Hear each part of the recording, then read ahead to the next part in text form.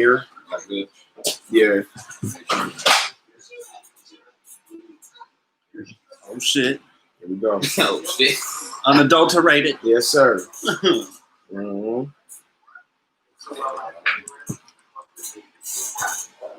Waiting for some nosy motherfuckers. So far, the best thing you've ever done. Here we go. I like the fish lens.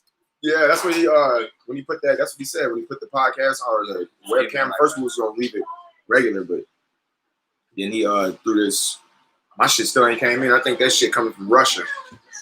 What? My fucking webcam, man. I ordered one too. I don't know what the fuck it is right now. Oh man, they got it. Yeah, overseas COVID, it ain't no joke. Can't get nothing. It's in a bucket of Purell right now. It is. Just sitting there. Detox this thing. 5 motherfuckers in here. And I guarantee you, this is outrage crew in this motherfucker. What's going on, fellas? What's up, Aaron Freeman? So far, the best thing you've ever done. They have ever done. Aaron Freeman is my script consultant. He's my biggest fucking script. What's up with it? Doug. All right. Come on in here, man. We're going to talk about some real shit. What's up, Mason?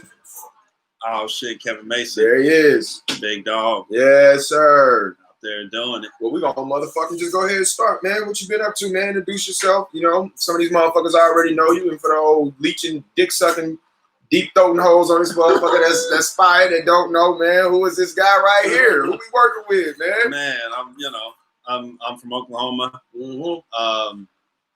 Part redneck, part hillbilly, part want to be intellectual. What up, Brandon? Screenwriter, comic, fourth wall regular. Unfortunately, you heard the wait a minute, you forgot one Nick, aka the Tender Mac. You can catch Nick, aka Crenshaw Crawler. You can catch Nick midnight, you know what I'm saying? Combing the streets of Crenshaw. Street sweeping, look for some of them big booty heathens that's running around there, man. About 2-3 in the morning.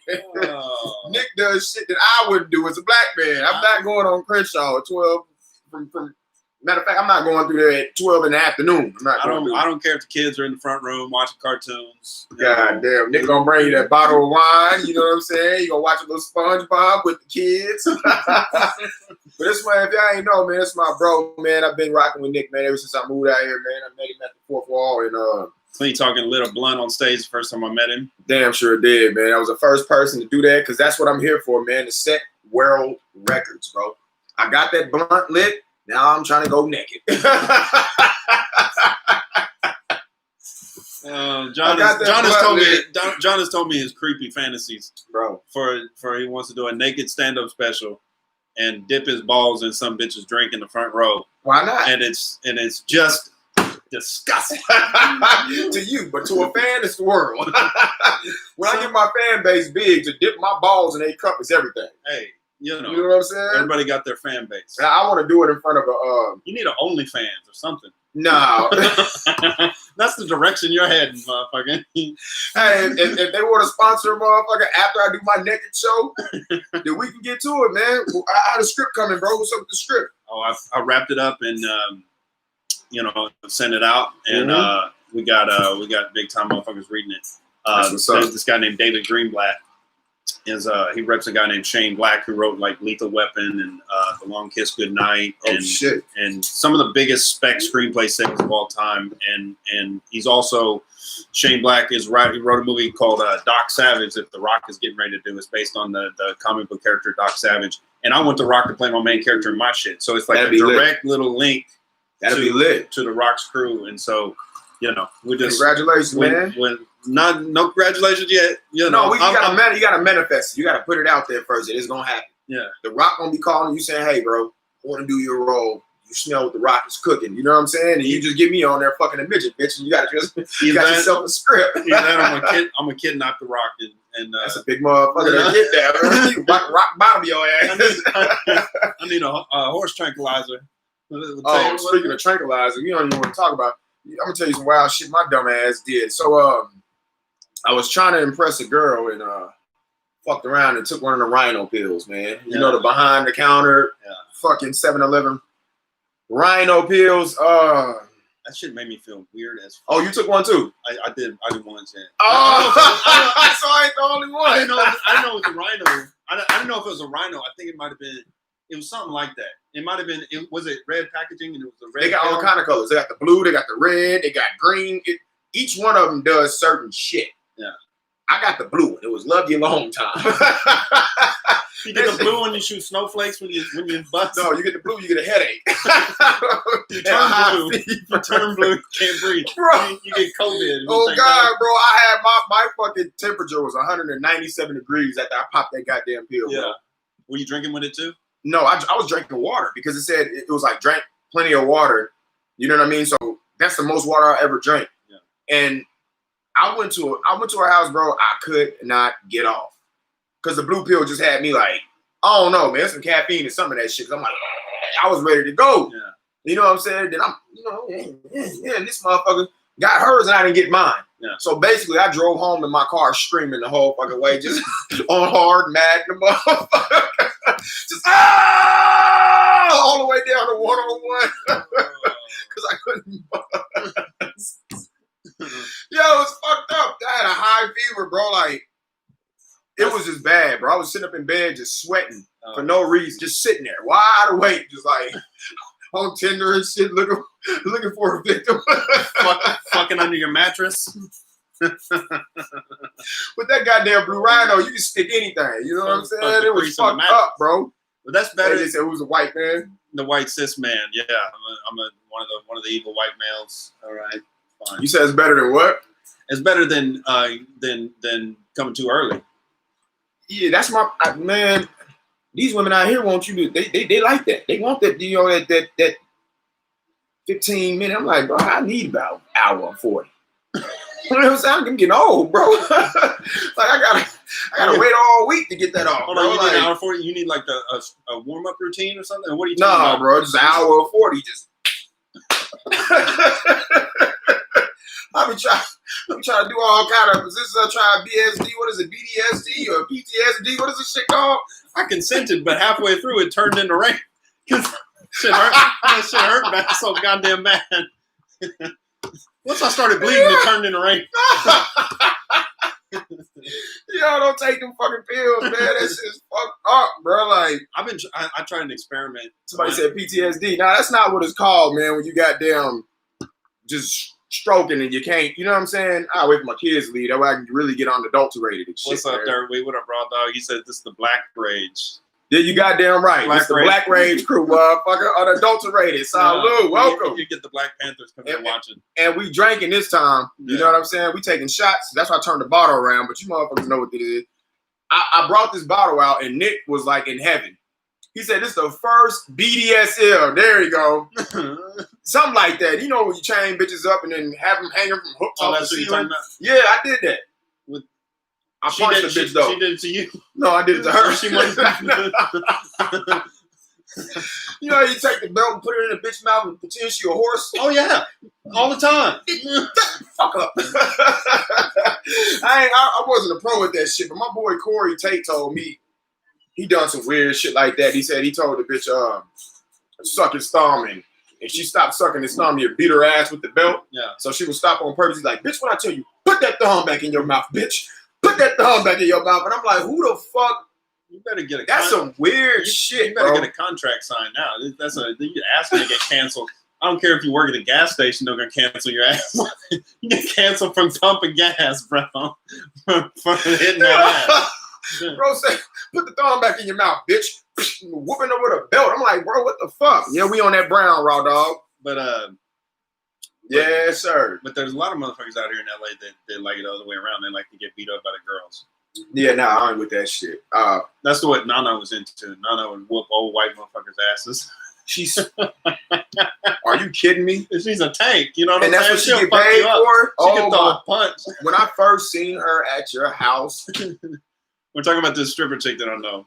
I swear to God, we was gonna get robbed. I'm like, there's some niggas from Crenshaw coming any minute. And she would sit up with when I first met her, she'd come over, we'd fuck whatever, and then we'd be like up and talking. You put her name out. Where did she see this? Go ahead. Talking like late at night, and she would tell me shit, just like realities of like people in the hood and how crazy they are. Yeah. And she was like, out here, motherfuckers just be laughing about killing. Yeah, we can't wait to start killing. You know, and she would tell me these stories about these crazy motherfuckers who were like planning on doing like purge shit. They're like, oh, once we get an opportunity, yeah. These were black people. We're gonna burn this motherfucker. And she would make a distinction. She would say that there's black people, just like Chris Rock, and there's niggas. And she was like, these are the motherfuckers. And they were crazy. They were loose cannon. No, that's real though. She was one of the most racist people I've ever met, and she's black.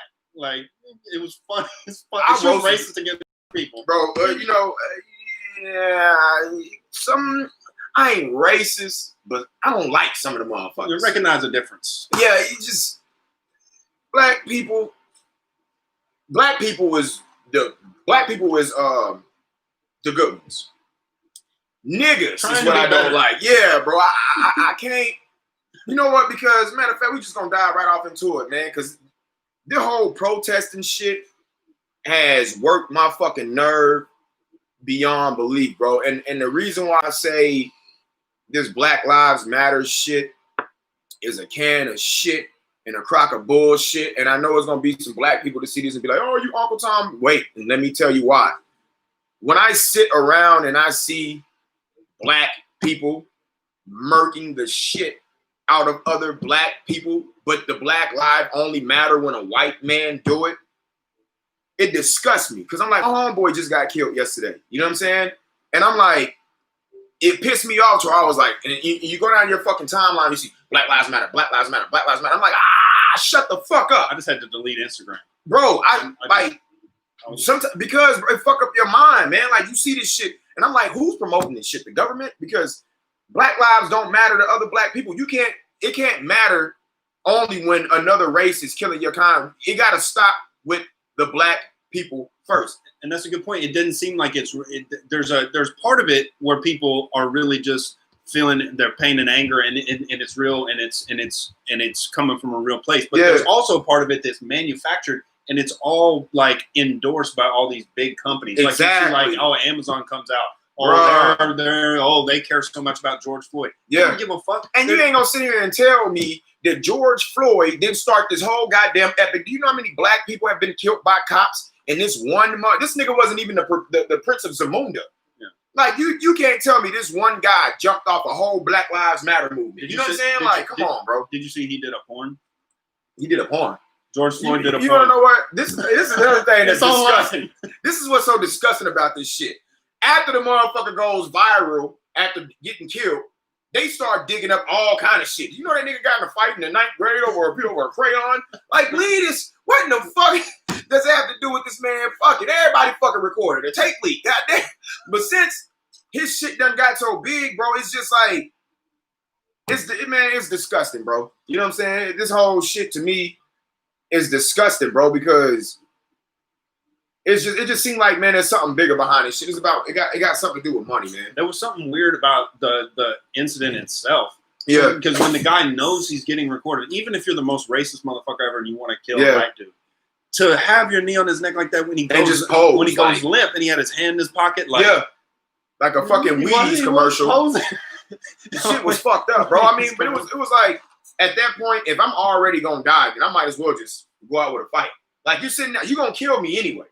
I'm not gonna lay here like a goddamn fish out of water and just let you put your neck on. Well, the thing was that they were saying that he had fentanyl in his system and he had meth in his system.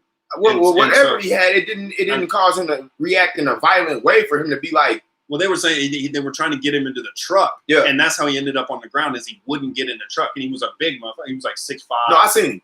Like, because he shouldn't have been in the bank with a white beater on anyway. You asked him to get shot. Nigga, I don't walk nowhere around LA with a beater on. You know what I'm saying? I ain't trying to make fun of the whole situation, but it's like, I didn't see the whole tape of it's hard to watch. The beginning of them having the hassle to get him in the car. Yeah. So I don't know. And I didn't watch the video, period, bro, because I'm just like, this shit has been given so much energy to it anyway. I don't even want to give no more life to it. You know what I'm saying? But the only reason I'm even speaking on the protest is because my friend was killed by another black male. And I'm going, well, how important is Black Lives? How important is the whole movement of Black Lives Matter when other Black people are still killing other Black people? Since this shit been going on, 27 Black guys have died in Chicago from gang war. You see what I'm saying? So it's like, how important is this shit really? You know what I mean? Like, that's what tells you what's driving it. Is it's a political agenda. It's not like it's not some real authentic, like empathetic thing of like, oh, we're protesting racism. It's like it's coming from a point of, oh, what can we get if we blame white people for this shit?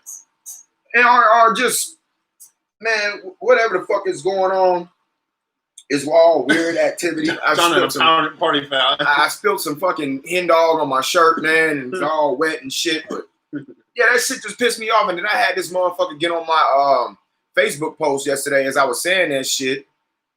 It's manufactured. Check out the end of the video. You see fake body with no legs being put on a stretcher. AJ's going deep with the holy shit. Well, the thing was that also that Derek Chauvin, the white cop, and George Floyd had worked together, both as bouncers at this nightclub in Minnesota. And so they knew each other. And so that was some revenge. You fuck my bitch type of something revenge. Like that. And whoa. And it was so weird how like immediately when it had like it was all like fell into place. Like, yeah, we're booking him for murder, and then his wife divorces him immediately. Yeah. And you know he's fucking dying in jail. Somebody gonna rape the shit out of you, bro. There ain't no protection you can have. You're dead, man. And then I said there's a black dude in there doing life who don't give a fuck. But you know what? They're not gonna put his ass nowhere near the lifers or nowhere. They're gonna keep him protected because he's an ex-cop. You know what I'm saying? I guess I don't know about that shit. I ain't gonna really speak too much on it, but I know this Black Lives Matter movement shit is bullshit until we as a people can spread love, man, and stop killing. First, the black community has got to come together and stop killing each other first before we can start pointing this finger at everybody else, motherfucker. Don't point the finger at one motherfucker when you killing motherfuckers too. Like, it all needs to stop as a whole. It's so much ass around here. Why are we killing for anyway? Go fuck something. I don't get it. Get a rhino pill. Get you a rhino. Ride around the streets and fuck something. I don't get it. Why are you so violent?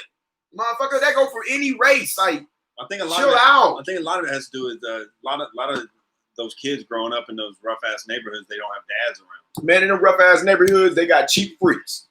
Yeah. I'm talking about bitches that let you fuck for a McChicken. That is no excuse. But the motherfuckers that are getting the best pussy are usually the gangbanger, like most hardcore. Women like edgy guys, bro. Women like guys that is gonna scare the shit out of them. Unfortunately, just yesterday I did this to a bitch and made her nut. And she came. She came 6 times. That's my foreplay. Hell yeah. That's my foreplay. But I ain't never did. Do that shit to a bitch, they just get, I don't know, man. It turns them on. But the shit is just fucking weird. I don't know, man. You know, shout out to everybody that's out there protesting this shit. I'm not until I see a change for real. That's the only way I get violent is if somebody comes at you, you're gonna fight. But the only way I'm getting violent is fake violent when I'm fucking. Is that choking? Yeah, oh yeah, bro. Slapping and What I do is you know what I'm saying? When she getting you getting an argument with your girl. It's like a play. It's like a theater show. It's like you're pretending like That's the only way you can fuck a bitch up without getting domestic violence charges. You know what I'm saying? Just choke the shit out of the bitch while you hitting fuck up. Get your ass now. Wash some fucking dishes. Like sound like the dad on Friday. I slapped the bitch in the back of her head because I thought about some shit she said to me earlier that day. Stupid. You like that geeky shit? You can get away with it in sex. You can beat a bitch ass in sex. I don't want nobody to take this wrong, but sex, when you get a freak, you can literally whoop her ass, bro, and not get a charge. And then you balance it out by maybe sprinkling a cupcake on the back. You know, yeah, cupcake crumbs. I love doing that to the big women. I love a big bitch with tidal waves. You just sprinkle. Just do the little shell sprinkle with some cupcakes and have her try to reach around and eat it off her back. I love these big women, bro. I'm gonna get into some big women. I got a queen size bed now. Oh shit, bro! You ain't gonna want to turn back. Well, I ain't saying big women as in. It depends on what you define as a big fucking woman. Yeah. You gotta have small waist. What you? Everything else big. Nah, I ain't nothing big on a big woman. You said a big woman, it ain't no small waist. Small waist, big everything else. No, that ain't no big woman. That's a very snatched bitch. You know what I'm saying? A big woman is she got a little beer pudge. But the back stick out further than the beer pudge. Yeah. I fucks with her. Yeah. Any bitch that can bake and eat 17 cookies without stopping, I fucks with you. Aunt Jemima, coming. Post some ceremony. But nah, man, you ready for this COVID shit to open up so we can start getting back on the stage, bro? Yeah, I'm wondering when been writing material and all that. When them goddamn scoundrels at Fourth Wall are gonna open it back up. Joe he gonna get thirsty for some money pretty soon, and he'll have you seen him with his shirt off on Instagram posing with a fucking guitar and I don't know what he was trying. I think he was trying to sell Fourth Wall masks or some shit. Who Joe was? I don't know. Derby says, you guys out there have skunks on. Yeah, that shit months. Went outside my window, just walked by and sprayed when John clapped. Derby just got sprayed by a skunk? When John clapped, I clapped and scared the goddamn skunk, huh? It just happened to spray just right then. Get your lying ass up out of here, man. But I had a whole bunch of shit I wanted to motherfucking discuss when I came on this motherfucker. I went to Vegas. I just got back from Vegas, and it's all open over there. What we doing? Fucking over there. I took my kids over there, man. We went to Top Golf and gambled a little bit and fucking went to go eat and, a little shit, man. And this is, if you go to Vegas and you stay at this hotel called the Flamingo, don't go outside of your room at 2 a.m. All the Grand Theft Auto characters that are thugs and gangbangers come out at 2 a.m. I seen Franklin, CJ, all of them motherfuckers in there gambling. I'm like, why does it look so elegant in the daytime and then you come out at night and it's like, if you win 2,000, you're getting robbed. Yeah. Because they sitting around there waiting and I'm just like, yo, this shit is, that's another thing, bro. Waiting to sell you a bag of baking soda and call it Coke. No. I ain't waiting to take something. They ain't selling you shit. They taking your money. Yeah, bro. They wait for your ass to go outside and beat the shit out of you. I'm walking through there with my kids. I'm going, if Black Lives Matter, why can't I walk through the motherfucking casino without getting mugged by 17 motherfuckers? Yeah. You know what I'm saying? Like, why? Why, black people? Why can't I walk around this motherfucker and we speak to each other and there not be no motherfucking problem? So don't come to my Facebook page or my Instagram talking to me about no Black Lives Matter when it really doesn't matter to you motherfuckers that much. What's man. weird about it, bro? What's weird about it is there is the element of police versus black people that I really understand, and it's the drug war. And that's the most fucked up shit. Well, like, especially in states where weed's not legal, like they can just pull you over, say they smell weed, immediate justification to search all your shit, rob whatever the fuck they want, plant drugs on you, kick your door down, all of that shit. When the crack epidemic, when they brought it in, that was all the government fucking undercover shit. Yeah, it was. And there's a legitimate thing there, but it's also. It's weird how so it gives them that rebelliousness of like, fuck it, I'm gonna sell drugs then because they're illegal and so I can make a huge profit selling all these drugs, and so that's the most profitable shit to get into in those neighborhoods. That's how you get the money. That's how you get the bitches. That's how you get blah blah blah blah blah. Facts. And then everybody glorifies it in the rap songs. You see fucking Jay-Z. Oh, he sold crack and now he's fucking a billionaire. Everybody thinks they got to do that shit. It's almost like a starter kit to build your rap career. Yeah. If you ain't selling dope, you're not an official rapper. You know what I'm saying? If you ain't carrying a gun, you're not an official rapper. And that's what's wrong with like the world, bro. It's like motherfuckers they're being so influenced by rappers and fake ass shit that they see on TV. And it's like Tupac was a hero, but shouldn't your dad or mom in your household be your hero? Like Tupac can't fucking birth you motherfuckers and teach you motherfuckers. You know what I'm saying? He's only speaking about his lifestyle, but it's like Tupac's a real nigga. That's my role model. And it's like, okay, cool, but totally don't know where the fuck I was going with that. I lost my train of thought. But it's like, the world is just stupid, man. Well, everybody sleep, bro. Well, if you're gonna everybody sleep, bro.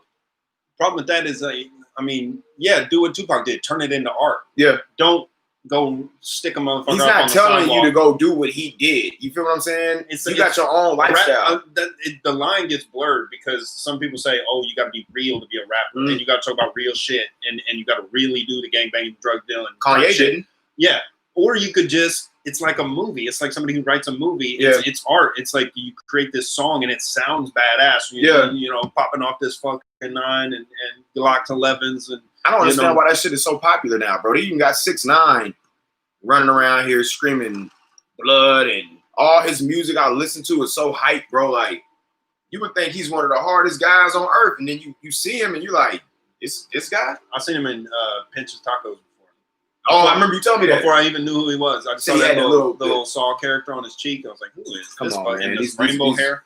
These rappers are watering down the culture, and it's being done by, I feel like it's being done by the government, because rap has so much power, and the only way to depower that shit is to have a whole bunch of people spitting out some dumbass shit, because eventually there's some shit you just don't want to hear. You know what I'm saying? Like that mumble rap, stupid, goofy shit. You like, what the fuck am I listening to? I be telling my son all the time, bro, what the fuck is that? Who is that? You know what I mean? But it's partially like mind control, because if the beat is good enough, it gets you into whatever they're saying, and then all of a sudden you walking around and you're just saying the lyrics to the song. Because I got trapped in one of those. I was singing a Young Thug song, and that nigga literally said, "I fuck males, y'all fuck girls." And I said it, and I didn't catch it until I was like, what? Because the beat was so fire, and I'm jamming. I fuck males, y'all fuck girls. And I was like, whoa. And he said it right at the same time. Whoa, why so harsh? And I'm like, what the fuck? Wait a minute. Let me wake the fuck up. I fuck girls. What the fuck is this shit?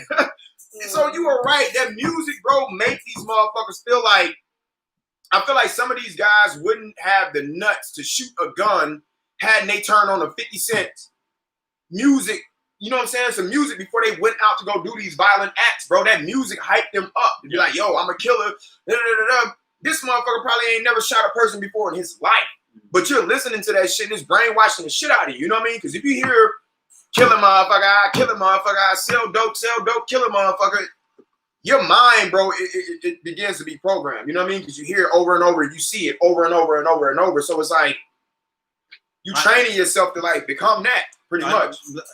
I just think, I don't know, I like a lot of that music because it is art. It's like the imagery of it is bad. I like Goodfellas. I like the movies. I like the fucking movies where people get fucking stabbed to death. Like, I love that shit too. I ain't gonna lie. Like it gets you fucking. There's something in human beings where, especially men, that gets you fucking pumped up. Yeah, dude. But you got to be able to channel it into something good. Yeah. You got to take that energy and put it into something good and not go really fucking do exactly. Like, I leave it in the movie. At that point, I think that I'm him in the room while I'm watching the movie.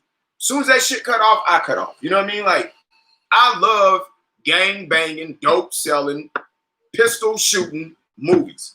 I like Narcos. I love when Pablo Escobar and them be selling dope, cartel shooting, gunning motherfuckers down. I love it. But that shit stayed on TV. But you wouldn't love it if you were in Pablo's crew. No. You'd be waking up thinking you're exactly. You know what I'm saying? But stress the fuck out. I feel like they don't have like this new generation is fucked up, bro. I feel like they don't have like positive role models around them to tell them like, yo, don't do that. Or I don't know, man. They don't have like Pops and Biggies and shit like that. I was spitting like real shit in their music. So all they hear is motherfuckers glorified and stupid shit. That's why I like what Kanye did. Kanye came out was beast. He's still beast. I still fuck with Kanye to this day. Because he leads with he's an entrepreneur, he's self-made. Yeah. And, that was the whole, college dropout thing. Yeah. I don't need the college. I'm going to make it on my own. Facts. 5 beats a day, for 3 summers in the basement type shit. I'm going to build my spaceship. That's what and so that's the type of shit that it's hard to promote to the kids that are in those fucking rough neighborhoods because they have that avenue to sell drugs and it's cool and it's glorified and everything. And they make a bunch of money real fucking quick doing it. And it's hard to justify, instead I'm going to work my way up in this business or start my own company or be an entrepreneur, because at the same time, it's a risky motherfucker to open a business in a neighborhood like that where you could get your windows busted out and you could get robbed at any point. Like it makes it hard to people. It's a big risk anyway, even if you're not worried about getting robbed. So. Man, the world's on fire, period. The world's fucked. Remember I told you on your last podcast, remember I told you? It's over. That's all I said. This shit is over. If you think the world is about to go back to normal after this whole COVID, and after this shit passed, we just go just waltz our way back out there, man, and shit gonna be normal. This shit is over, bro. Like they about to bring the dinosaurs back. The humans, you had your turn. You totally fucked it up. Bring back the dinosaurs. You know what I'm saying? Some people are saying that's gonna be the next thing. That's what's gonna happen. That's gonna be the next thing. Is there's gonna be like aliens. They gonna let Area 51 loose. They gonna kill all the human beings. They gonna run this motherfucker. You know what? I'm ready to go to Pluto. Let's switch Earths. So people are saying that the government's gonna fake it. They're gonna fake an alien invasion. They might. You might have Trump in the motherfucking ET costume, murking niggas. He's gonna be up there giving a speech, and an alien's gonna pop out of his fucking suit. Oh no, that's not true. It's stupid, man. But it's about to end, man. I've been said it. Me and my boy Mason was talking about this shit earlier today, and I'm just like, this shit is over with, man. They're gonna try to they're gonna try to divide us all, and I'm gonna be the new leader of the Hunger Games and shit, like Katniss was. You know what I'm saying? And I'm just going to murk him up. You haven't? No. Oh, you ain't seen Hunger Games? No. We living in it right now. I've been watching these 90s action movies. I went back and watched all the Terminators. Don't tell me you've been over there watching Marlon Brando. I went back and watched the Terminators. I watched the Rambos, dude. Okay, Rambos and Terminators, those go hard. Oh, dude. Those go hard, but Marlon Brando. I was watching Jean-Claude Van Damme with the fucking Bloodsport. Kickboxing. Bloodsport, yeah. With him and Tom Poe, whatever his motherfucking name is. That was fucked up when he raped his girl. Tombo? Oh, the white girl? Tong Po, yeah. Yeah. Jean-Claude, right? He's in Thailand and he's training with the master, and the master's daughter or whatever. He meets her at the grocery store, and they start a little relationship. It's been a while since I've seen that shit. It's like the master's daughter, and they start a little relationship, and they have like a romance. And he's still training to fight Tong Po, and the guy bets $1 million on Tong Po to win. And so they're like, all right, we got to make sure he wins. So they like kidnap his fucking brother in the wheelchair. I've seen that and then they rape his girl, bruh. Motherfuckers, they trifling out here. They doing that shit in Burbank right now. They out here raping bitches in Burbank right now. I heard about it. Why didn't you alert the authority? Ain't none of my business. She said, that's all right. snitching. She said, all right, that's cool. They finna call me and catch me and rape me or some shit. It's the Russians. The Russians are the ones who's doing this. The Russians and the Armenians out here raping bitches. Yeah. Women. So I know there's gonna be some feminist motherfucker on here talking shit. We don't know nothing. If Black Lives Matter solve racism, then they would have no reason to exist. Yeah, that's kind of like the welfare system. Like if they really cured poverty, then they wouldn't have jobs anymore. Facts. You know, shit is fucked up. And so there's quotas in the police department. Like if nobody broke the speed limit, like if you wouldn't have a job. You know, the DEA. If nobody, you know. If weed was legal or fucking coke was legal. Then I stopped smoking weed. Yeah. I put that shit down. I'm never doing it again. I actually took like a who is this? Oh, Jake, what up? Oh, you know him? I probably know you too. I think that's what's up, man? I think that's Alan James or something. Oh, you switched the name or something? Undercover. Oh, you can't use your original outrage name in case you say some crazy shit. Undercover brother over there. Oh my God!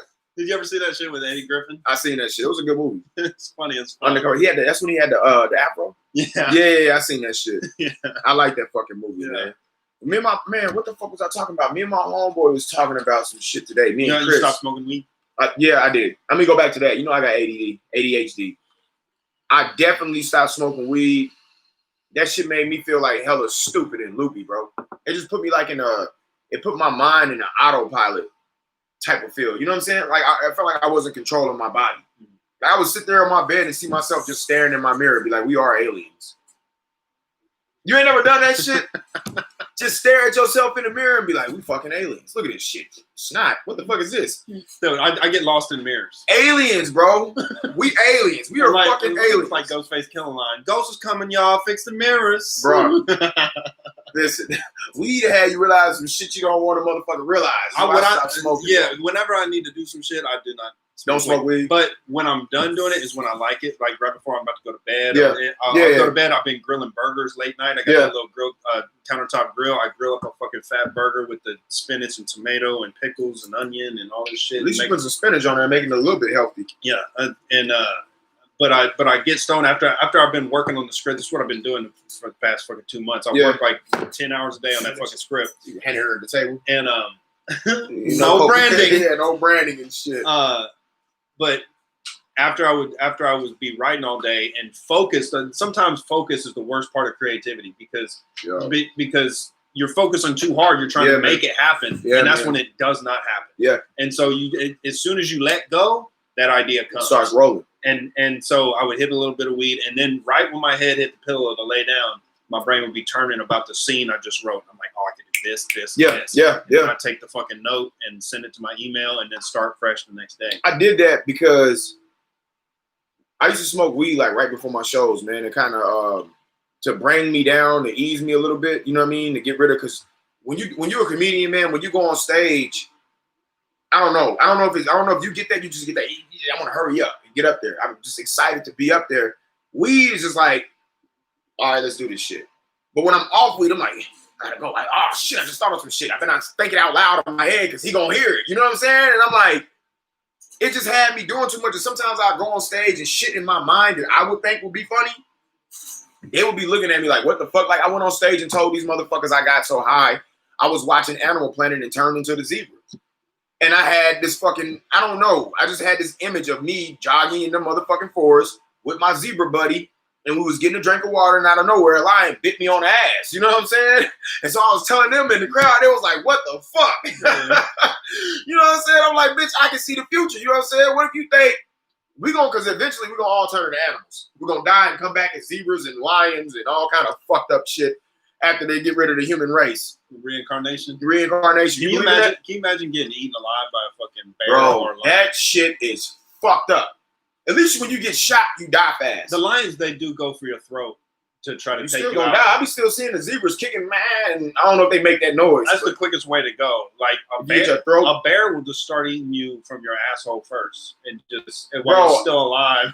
I've seen a lion do that to a zebra, start eating from the legs. This motherfucker just lay there, and I'm like, fight for your life. What the fuck? Why are you just sitting there laying down, letting this motherfucker eat you up? So in that sense, I don't want to be an animal in the jungle. If I'm gonna die and come back, I want to be one of them animals that them white girls love their dogs to fuck. You know, the ones that put peanut butter on their pussy and let the dog lick it off? I want to come back as one. I know a bunch of them.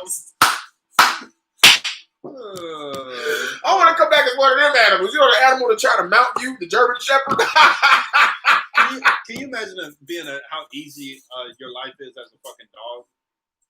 Especially a dog in California, bro. There's no stray dogs out here at all. Yeah, they just lounge around, get pet, get fed. They get fucked by their owner.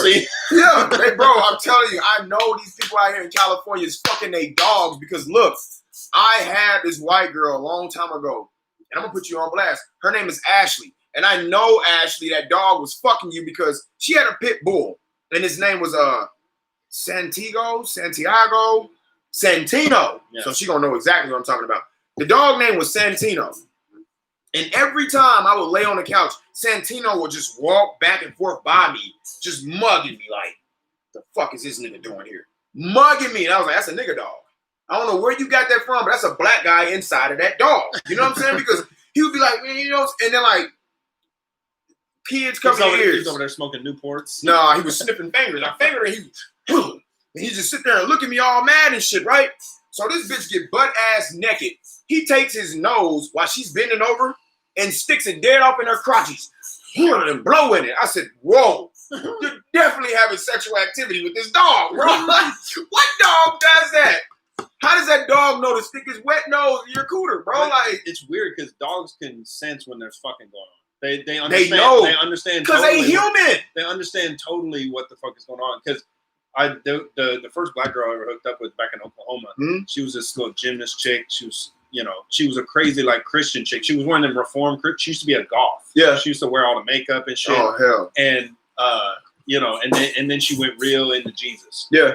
And I'd be hanging out with her and we start making out, and then she'd like do this like thing where she would be like,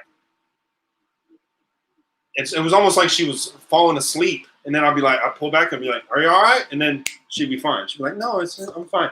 And I was like, oh no, Jesus is floating down to her. No, bitch, he's not gonna marry you. And bro, but anyway, we eventually did get to it, and then we went in the bedroom, and she had this big German Shepherd, and the German Shepherd would be going wild at the fucking door, just and we came out. I thought he was going to attack me, and he's just tail wagging. So I was like, all right, everything's fine. And then we were going to watch a movie. She had a little DVD player, and I bent down to put the DVD in, and next thing I knew, I felt paws come up on my shoulders. That dog finna get you for getting his owner. I'm trying to tell you, it may sound stupid, or maybe I'm not wording it right for the smart people, but dogs are human. Like, bro, dogs think just like we do. They do, bro. Like, some motherfuckers done died and came back as a dog. They can sense like the emotion. Yeah, they when people are fucking. Something. Well, unless it's when somebody's mad. Yeah, they can sense that energy. I've been sad from getting my ass dumped, and my dog will come over there. I'm like, oh, you know, that bitch cheated on me too. Oh, Bill Burr. They know, bro. Bill Burr has a bit about that where he matches the energy of his dog. Where his dog will be walking around, he'll be pissed off about something, walking his dog. Fuck, I'm walking around, and the dog's like, bro. It's true though. I think reincarnation has already been done. It's going on right now. There's motherfuckers that died as squirrels, right? And I talked to my grandpa yesterday. He's a squirrel. He came back as a squirrel. Somebody came back as that bird out in your fucking tree. That wasn't no goddamn bird. That was the FBI thinking I sell drugs, you motherfuckers. They thought that I sold drugs because I live in this neighborhood, bro. So they put like some fucking gadget in the tree because it's no longer there no more. And I knew something was wrong because I'm like, bro, what bird do you know come out at 2:30 in the morning and just up there making all them fucking noises? That ain't no goddamn bird. That was probably an FBI agent up there looking down, seeing if I sell dope. Like, what the fuck? You know that wasn't no bird. It didn't even sound like no bird, bro. It was weird. That shit was weird. The FBI, you motherfuckers, stuck whatever you stuck in my goddamn tree and was watching me, and you found out that I don't do shit. You stupid motherfuckers. Stuck that shit in my tree, bro. That shit stayed there for like 2 weeks, bro. It was scaring the shit out of me. Every time I walked, I said, let me find out there's a Mexican up there with some fucking oranges doing them fucking noises, bro. I don't know what they got to do with anything, but I'm gonna get in a tan. I'm starting to look Colombian a little bit. I'm trying to get a drug tan. They stuck some shit in my guy. It wasn't no owl, bro. That wasn't no goddamn owl. I know an owl. Woo, that's an owl. This was a grown ass man in my tree late night watching my activity, bro. The motherfucker thought I sold drugs. You know that wasn't a bird. We know that wasn't a bird. What bird you know come out at 2:30 in the morning? Besides owls and shit. Tweeting and shit. Like the Twitter bird and shit was in my tree. Motherfucker. That shit fucked up. And then it's crazy because my ex brother, they was dropping me off, and her brother was in the car, and he got out, and even he was like, that ain't no goddamn bird. I don't know what the fuck that is in the tree, but that's not a bird. Yeah. You know what I'm saying? And my neighbors be asking me all the time, what J. Cole say? I think the neighbors think I'm selling dope. My neighbor over here, which I know he's listening, you nosy bitch. I know you listening, motherfucker. You little motherfucker gay as hell. Ooh, your hands are strong. I said, look here. I'm gonna fuck you up, bro. You better stop fucking touching me. How'd you become such a handsome guy? You're a handsome guy. You're such a handsome guy. Hey, bro, you better cut your grass. The nigga be peeking over the gate. And I know he peeking over the gate right now is why I'm talking loud.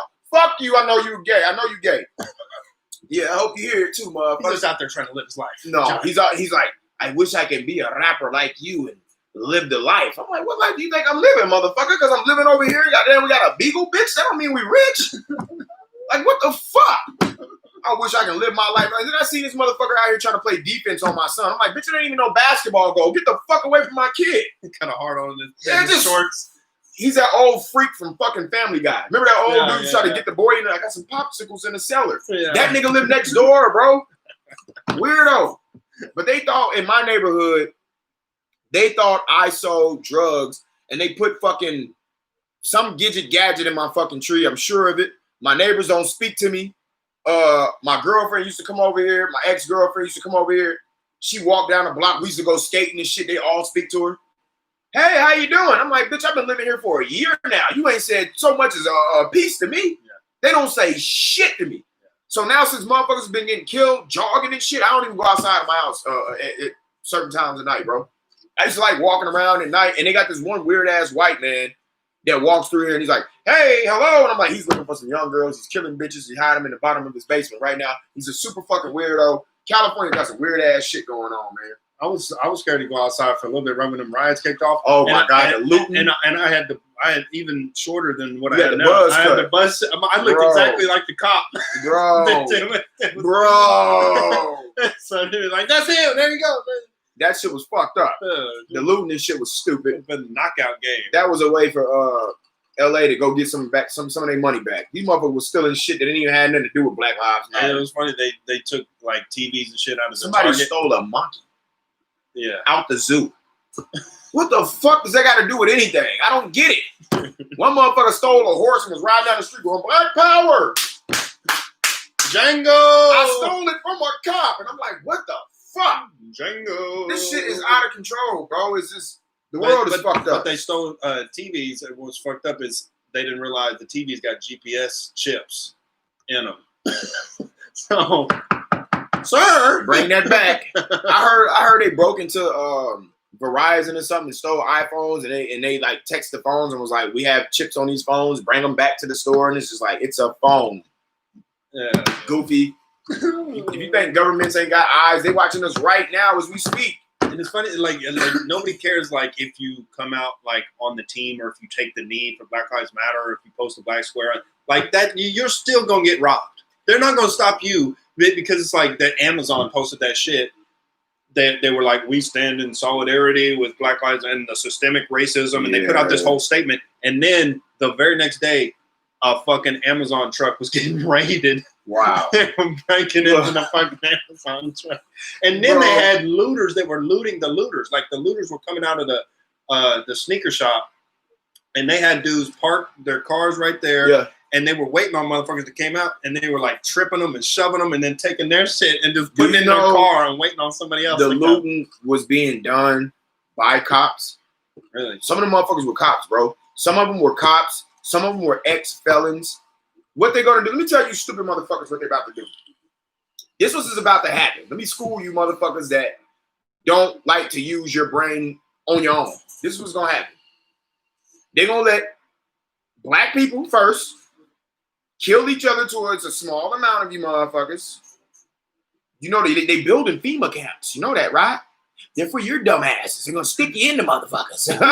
Once they break all the black people down to the small amount to where we're easily controlled, they got to start sticking your ass in them goddamn FEMA camps and start burning them shits like they did the Jewish people.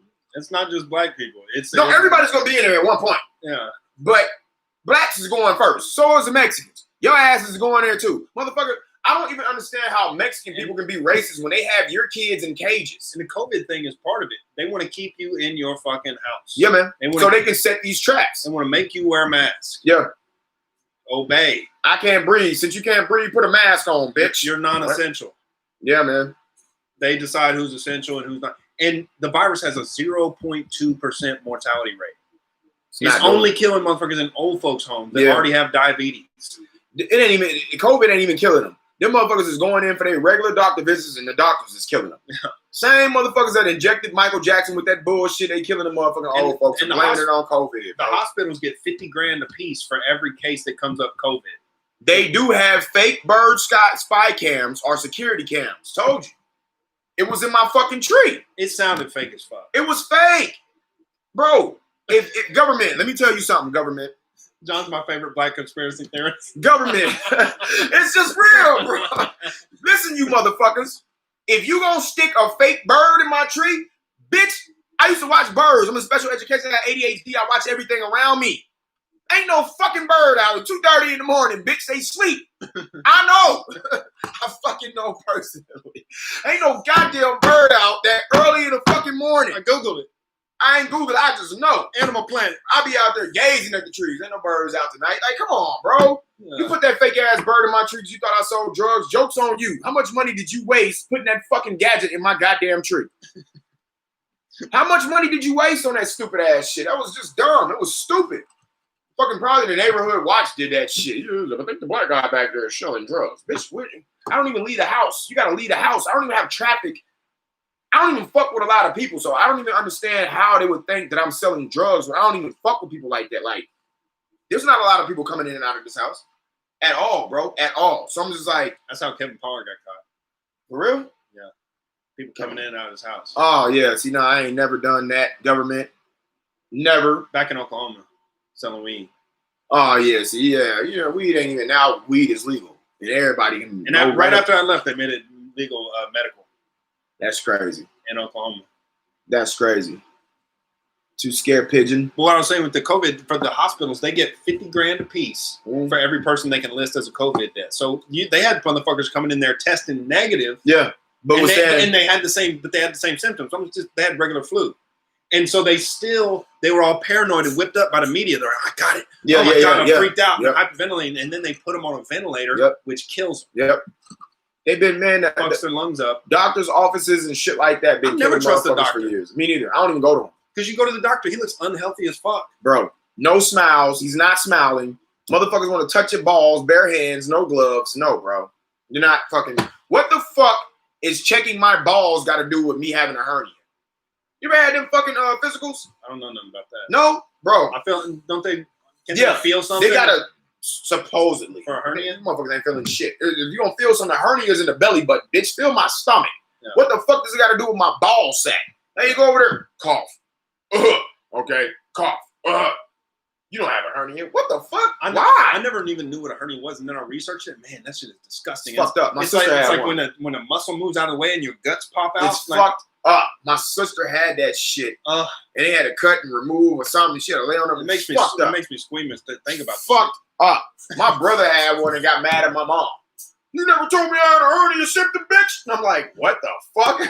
Bitch, stop straining when you do it. So, you don't blame it on my mom.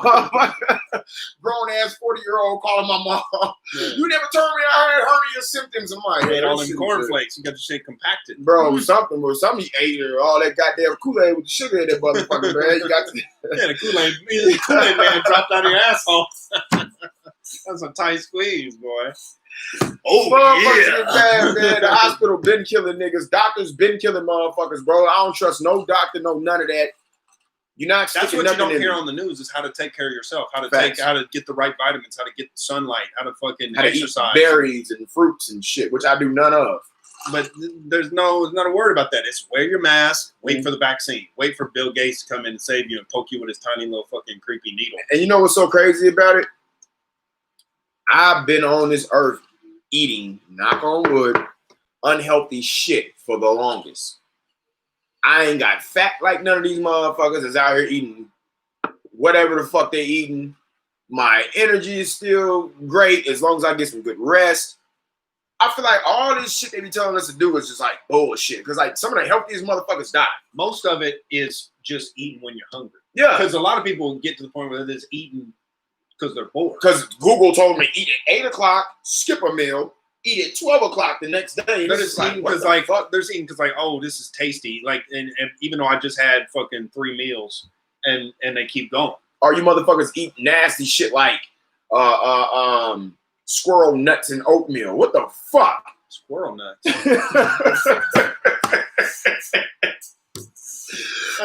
That's exotic protein. That's a hors d'oeuvre that we sell you at the Dolby Center. Squirrel nut with a pistachio berry rub. It's a delicacy. It's a squirrel nuts. What the fuck? Nah, man, I see like some people on fucking Instagram because I swear everybody that moved out to California, they started to get weird, bro. Real quick, I saw a picture on the internet the other day where a squirrel had crawled down this like trellis thing that was I think it was like a mailbox, but it had like a slit in it. Yeah. And he had slid down it, and his nuts had got caught on the other side, and he was stuck. He was stuck by his fucking nuts, dude. It was so painful. Get the fuck out of here, man. They be making up all kind of shit, bro. That shit, what the fuck? His nuts got stuck? Yeah. A squirrel nut. Now, I ain't no faggot, but I ain't never seen no squirrel nuts. I see the motherfuckers run from the back all the time. No homo. Yeah. Maybe it was all women squirrels. I don't know, but. What was you about to say? You remember? I'll be seeing just fucking. I feel like everybody that come out to California get weird as hell. The first thing you do is become spiritual. I did. Not gonna lie. I had a spiritual awakening. And then secondly, you start eating weird shit. I haven't done that yet, but I've been seeing people on Instagram eating like, you don't have quinoa? Like stupid shit, bro. Like fucking what's some shit I seen motherfuckers eat that I knew they ain't never ate back at home? Edamame. What the fuck is that? That's those little green like bean pods that come with sushi. That bullshit. I'm not eating sushi, period. Or poke nachos. That shit's like fucking fake disgusting. Meat. You ever see the fake meat? Like clone meat? Like the vegan meat. Like it'll be like a hot dog. I ate a vegan hot dog and shit for 7 days. Yeah. What the fuck is in there, bro? Dude. It tastes like wood chips. Yeah. I ate that shit. I went to a vegan restaurant. I'm like, I'm never eating this shit again, bro. McDonald's has been working for me just fine. That's what I'm sticking to. I don't know nothing about no damn vegan wood chip hot dog. I see people at the veggie grill, you know, they serve all that fake meat bullshit. And I see guys eating there, and they look depressed as fuck. Bro, because they're eating real meat. They're alone, and they look sad, and they got dark circles under their eyes. And that shit's killing them. If you don't know what you're doing, because that vegan shit is fucking disgusting. I'm not eating that shit. John, you need to eat healthy. Bitch, I've been living for 37 years. I ain't died yet from eating motherfucking Frosted Flakes. I'm going to keep eating it. Fuck you. Too much sugar. Don't drink Coke. Coca-Cola's been what's been keeping me alive. I get a headache from having Floyd Mayweather eats McDonald's after he trains. You know what I'm saying? Like, who cares, bro? Most of it is genetics, but you do need some, you know, some vitamins here and there. But I eat fish. That's protein enough, ain't it? Yeah. Rice, shit like that. Ain't that healthy, motherfucker? Yeah. Eating that stupid ass shit. There's more than 80% chance of dying once you put on a ventilator. Yeah. Yeah. They were just, you know, getting people freaked out, man. Everybody's that's what's so disappointing to me is how people don't even look at the facts and they just immediately go to the fear of it. Yeah. And they can't wait they're getting off on, have a mask on and 6 feet away. Wearing a mask is dumb as hell. It's stupid. I don't get it. Like, AIDS has been on this earth since forever. Why ain't we been washing our hands and shit since then? There's all kind of STDs that's been on this fucking earth for years. Bitch, at one point in time, smallpox was here. Didn't nobody wear a mask then? The theory is that there's all these viruses out there all the time. Yeah. So our body is constantly taking in viruses of all different kinds. Millions of different microscopic shit is coming in and out of your body all day fucking long. All you can do is strengthen your immune system and get the vitamins and be a healthy, weighted person and get your sleep and all that shit. That's all you can do because then your body learns how to fight off viruses. If you just stay inside and fucking hide behind a mask, watch Netflix and wear your mask, and it's like as soon as you encounter a virus, you're gonna get it. Yeah, because your I feel like weak. Whatever I feel like you manifest that shit. But real quick, that was the theory about HIV. Yeah, that the only people that were really getting it hardcore, where it was killing them, they were fucking like hundreds of dudes a week. Yeah, and doing meth and fucking poppers and all this crazy shit in West Hollywood. And then it turns out you died. What a fucking surprise, dude. West Hollywood like that. You gotta walk around with a diaper because you've been reamed out.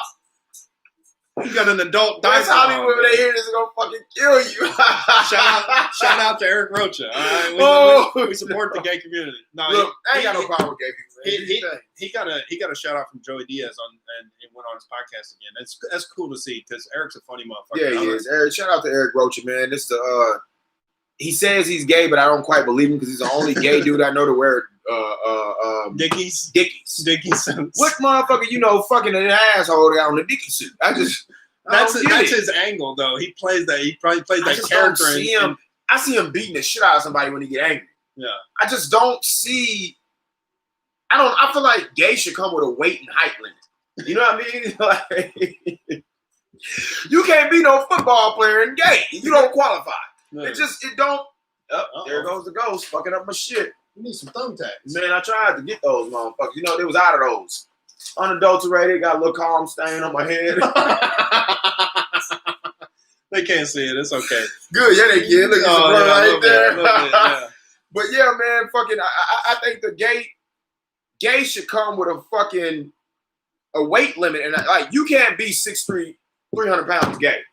What about Tim Dillon? You just don't qualify. You don't know who Tim Dillon is? I don't even know who that is. Who is that? He's kind of he's like just hitting the mainstream kind of bigger comic that was starting to work at the Comedy Store and shit. But He's a gay dude from Long Island, and he's kind of like Eric Rocha. He's like real masculine. He's a regular fucking. When you talk to him, he's like a real fucking. I've never talked to him, but I just listened to him on his podcast. That's like picture Mike Sasson being gay, big as he is. I can see it. Yeah. Well, I ain't gonna lie, Mike. I thought that about you. Come on, I'm not gonna lie, Mike Sasson. I thought, and I was like, nah. He said something about bitches. You sound like you know what you're talking about, but some motherfuckers too big to be gay out here, bro. Yeah. It is better to live your life as a free man than be a slave to the mass. That is a fucking fact.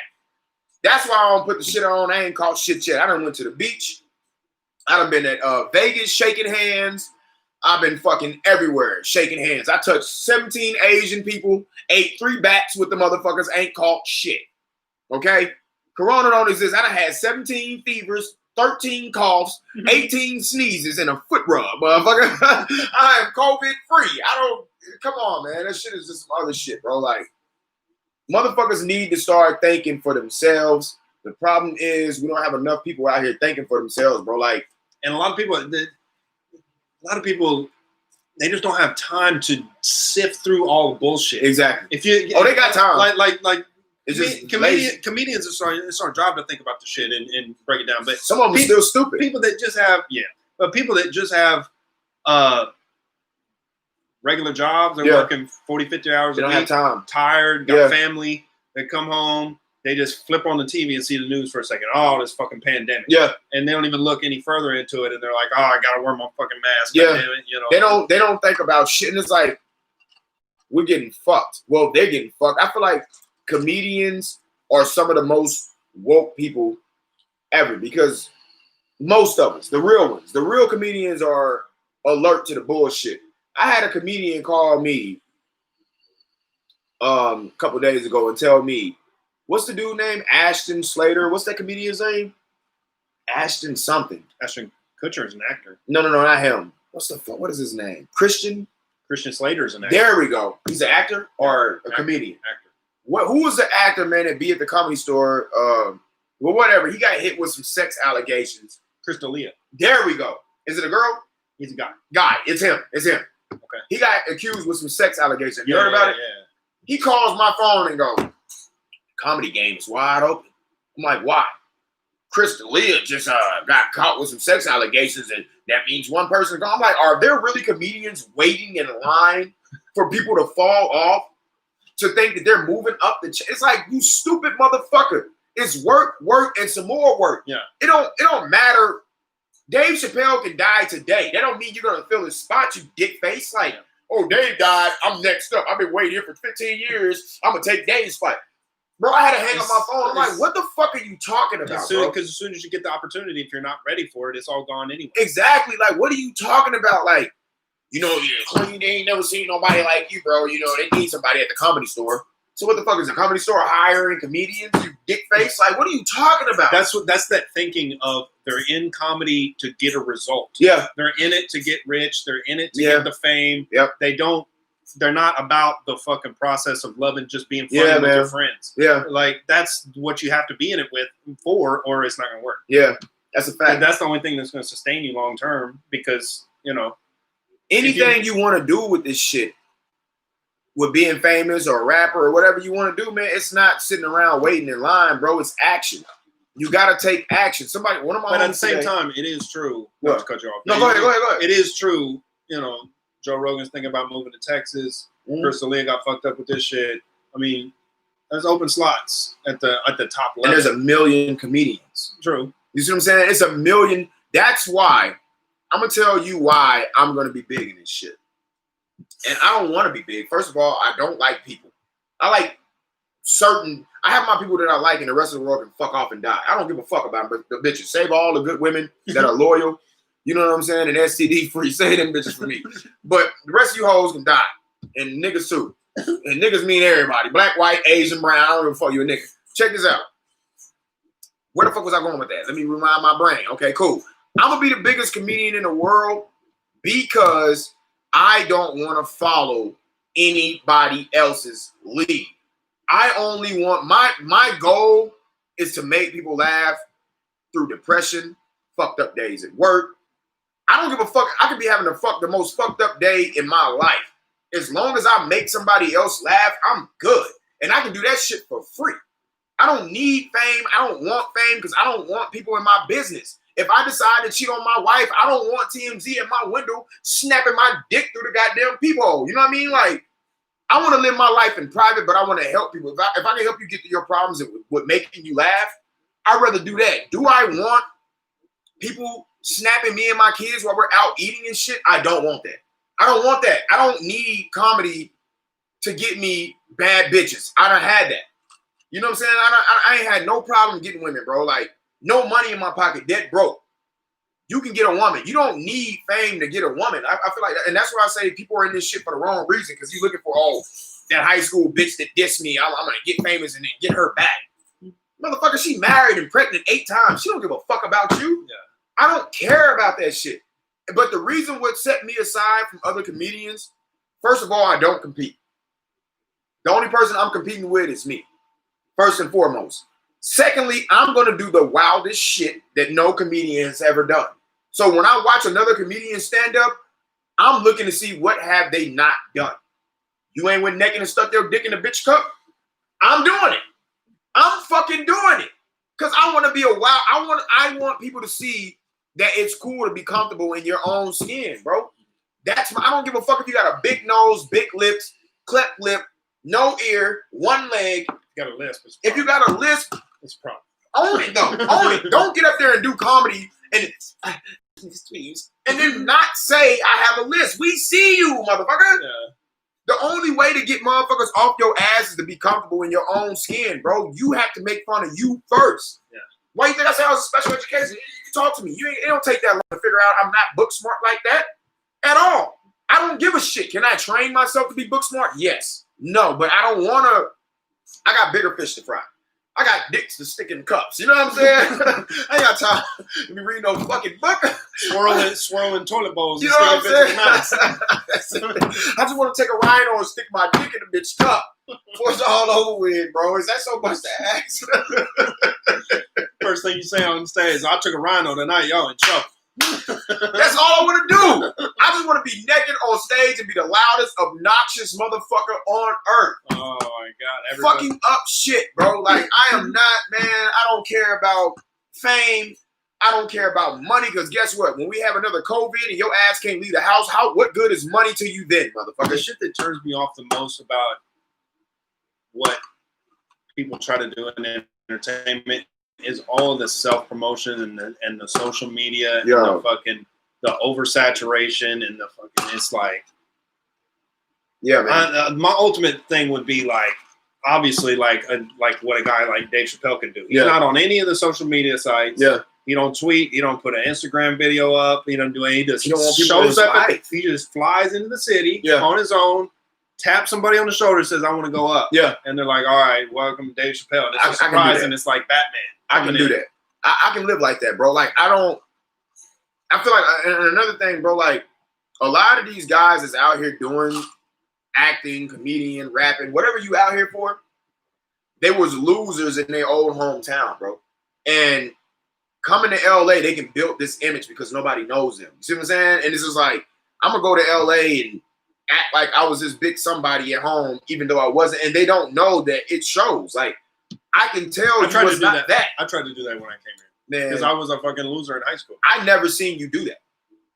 When I met you, bro, because if I seen genuineness, or we wouldn't be friends, because I don't fuck with people that's not genuine. Well, when I met you, bro, you was just a genuine dude. This is Nick Jordan. This is who the fuck I am. Fuck you. I was talking about on stage. But okay. I was. Yeah, because I'm gonna say I read a genuine person. The rest of them comedians, I don't. Because I really believed the shit I was talking about on stage, but it was like there was a wall of artificiality there because I was writing everything out hand by hand, memorizing it, and then going up there. It becomes scripted. Comedy's real life. It's real. It's just in the moment. I don't write nothing because I want people to know this shit is real. I feel like when the shit is scripted, you can see it. You can like see people going over their notes in their head. To me. When you're off the wild, just bitch, I got a big dick. Open your cup. Yeah. That shit in the moment is real life. it's a wild shit. I don't even know if I'm a comedian, bro. I'm just an entertainer. I don't know if I should even have that label. I'm an entertainer, Start bro. an OnlyFans. Hey, bro. Look, I need to. I'm willing to stick a dick in your cup, bitch. In your mouth too. I don't give a fuck. I'm just a wild ass nigga. God put me here to be wild. He said, hey, go out there, be naked, and just fuck the shit out of bitches. You know what I'm saying? Bitches. Stand up is so weird though, because it's like you can see even the people that have been doing it for 20 years and they got an act that they've been doing for 6 months and it's down for an hour and they put it on Netflix and you can feel the fakeness in it. Yeah, you can feel the writing in it. Yeah. You can feel, oh, I put this together and ha ha ha ha. And you know, regular people in the general audience, you know, but I can see right through it. It's like that just disgusts me. I just want to like get as far away from that type of fucking, you know. That's a fact. Her shit. Bro, and that's why we're gonna change the game. You know what I mean? Like me, you, Chris, Mason, and comedians that are like us, we're gonna change the game because it's not scripted. This is who you get. What you see is what you get. Like, I don't have time to pretend to be something that I'm not. This is who the fuck I am, bro. Like, I'm not gonna give you a fake John. What you see is what the fuck you get, and either you're gonna like it or you don't. The people that I got in my life, I'm content with. I'm happy with. I don't give a fuck about making new friends and all that. I don't like people. I don't. People are disloyal. They're creepy. It's so many. It's more disloyal motherfuckers than it is loyal motherfuckers. You see what I'm saying? And I noticed that about you too. I see you kicking with me and KP, and it's like, you know what I'm saying? Like, comedians don't run around with a whole group of motherfuckers. I don't. Like, at least the real ones that's like fucked up. And I mean, when I say fucked up, like ADHD or depressed or just real motherfuckers, they don't have like a lot of friends. You can tell the comedians that are just in it to be cool because they run with a big group of motherfuckers. Go to just hang out at the Just hang out. Yeah, just hang out for no reason. You're not doing no work. You're not working no material. You're not making nobody laugh. You're just up there to post and show everybody at home, hey, I'm at the Comedy Store. Like, you a weirdo. And then you're up there, hey, you never know. Dave Chappelle's in the back. What is he going to do? Put you on tour, motherfucker? He don't give a fuck about you. Yeah. If you're funny on stage and Dave Chappelle just happened to catch you, hey, you're funny. He's going to get in his truck and leave. Yeah. You want to know why? Because Dave Chappelle had to bust his ass to get where he is right now. Nobody gave him nothing. So you can't go to the Comedy Store expecting somebody to give you something. You see what I'm saying? It's just work. It's all work. These motherfuckers come to Hollywood, bro, and they be so goddamn brainwashed because when they came out here, somebody told them, be an Uber driver. You never know who you're gonna run into. I was that somebody. Be the funniest Uber driver you can be. And just be nice. Mm-hmm. And you know what? Some big time producer might be in your back seat. And he might give you a script. You could ask to lick his ass crack. That's what's gonna happen. If you're trying to get on that way, prepare to suck some dick and get your asshole. That's the Harvey Weinstein story. That's the only way you're gonna get there, bro. Like, it's just work, bro. Build your own fan base, put in that fucking work, and you're gonna go far, bro. Nobody's gonna give you nothing. Nothing's for free, bro. Nothing. Have you talked to Chris about what's going on in Seattle? Do you know? Chris, I talked to Chris about what's going on in Seattle. It's pretty much the same thing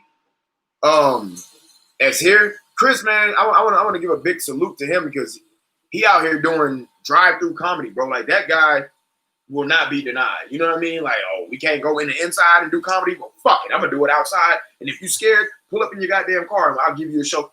He don't give a fuck. He's hungry and he's willing to do what it takes, man, to like get to wherever he's trying to go. You know what I'm saying? Like, I respect that. That's the reason why I started my podcast, bro, is because, like, it's action over sitting around just dreaming and wishing upon a motherfucking star. You know what I mean? Like, you can't just sit around and say, I'm going to do this, I'm going to do that, and then don't put no action behind it. It's just talk, man. I was just saying that because they have that whole, like, zone where they're like, no cops in here. Yeah. They're just like, well, this is a separate state. I haven't heard anything. He haven't told me nothing about that. Because that's our whole idea is, we got to defund the police. Yeah. And what do they mean by that? Because I'm kind of Explain that to me, bro. What So, does that mean? They want to take all the federal money away from the police and then put it toward this like community police. How can we do that as people? Well, they're trying to make the politicians like bend to the will of it. Politicians ain't gonna do shit. We can actually we cannot defund the police. It ain't like we can take our money and say, fuck it, don't give them none. Yeah. So but that's the part that's the part I agree with is that's the only way we're really going to get any change politically is we've got to threaten to not pay taxes. Yeah. It's got to be a choice. How can you not pay taxes though? Well, it comes out of your check. Well, that's the thing. It's got well for some people, but other people they get it and then pay it voluntarily, but not voluntarily. It's a gun to your head, but yeah, you know what I'm saying. It's extortion. Taxes is extortion. But the only way you're going to get any kind of accountability is having it be optional. Yeah. Just having it be, I don't like the way you're doing this shit. Yeah. And no money for you anymore. I've been seeing people post defund the police, and I'm going, how can we literally do that? You motherfuckers are out here saying shit like we can actually physically do that ourselves. There's no way. Yeah. You see what I'm saying? So it's a bunch of dumb motherfuckers looking at the celebrities posting this shit, and they're going, hey, T.I. said defund the police department. I'm going to post it, but there's no actual way to fucking do it. There's no actual physical way to defund the police department at all. When you think about it, stop paying taxes. How? 98% of the motherfucking world work. That shit come out your check automatically. How the fuck you gonna not pay taxes? Yeah. You see what I'm saying? Like this shit is all fake, bro. It's all fake. I'm fed up with the world. If the dinosaurs are coming back, bitch, come on. What are you waiting for? Bring it. I'd rather get eaten by T-Raps than this shit. You know what I almost bought the other day? What's that? Well, first of all, I was looking at guns, but I was like, all right, that's going to take a while. That's going to take a while here. I would love to have a nice little pistol. But then I was doing research for my script, and the villain in one of these scenes, he has them batons, them stun batons. Yeah. So I was looking them up. Bruh, you can get one shipped to your house for $30. And it's legal. I guess. Legit fucking. I want one of them bitches that knock a giraffe down. Dude, just hit him right in the heart. Just drop his bitch ass. Why a giraffe? Mean as fuck. No, I'm not saying literally hit a giraffe. I'm saying I want that much power behind that motherfucker. You can get a giraffe in the throat. You catch him at the zoo.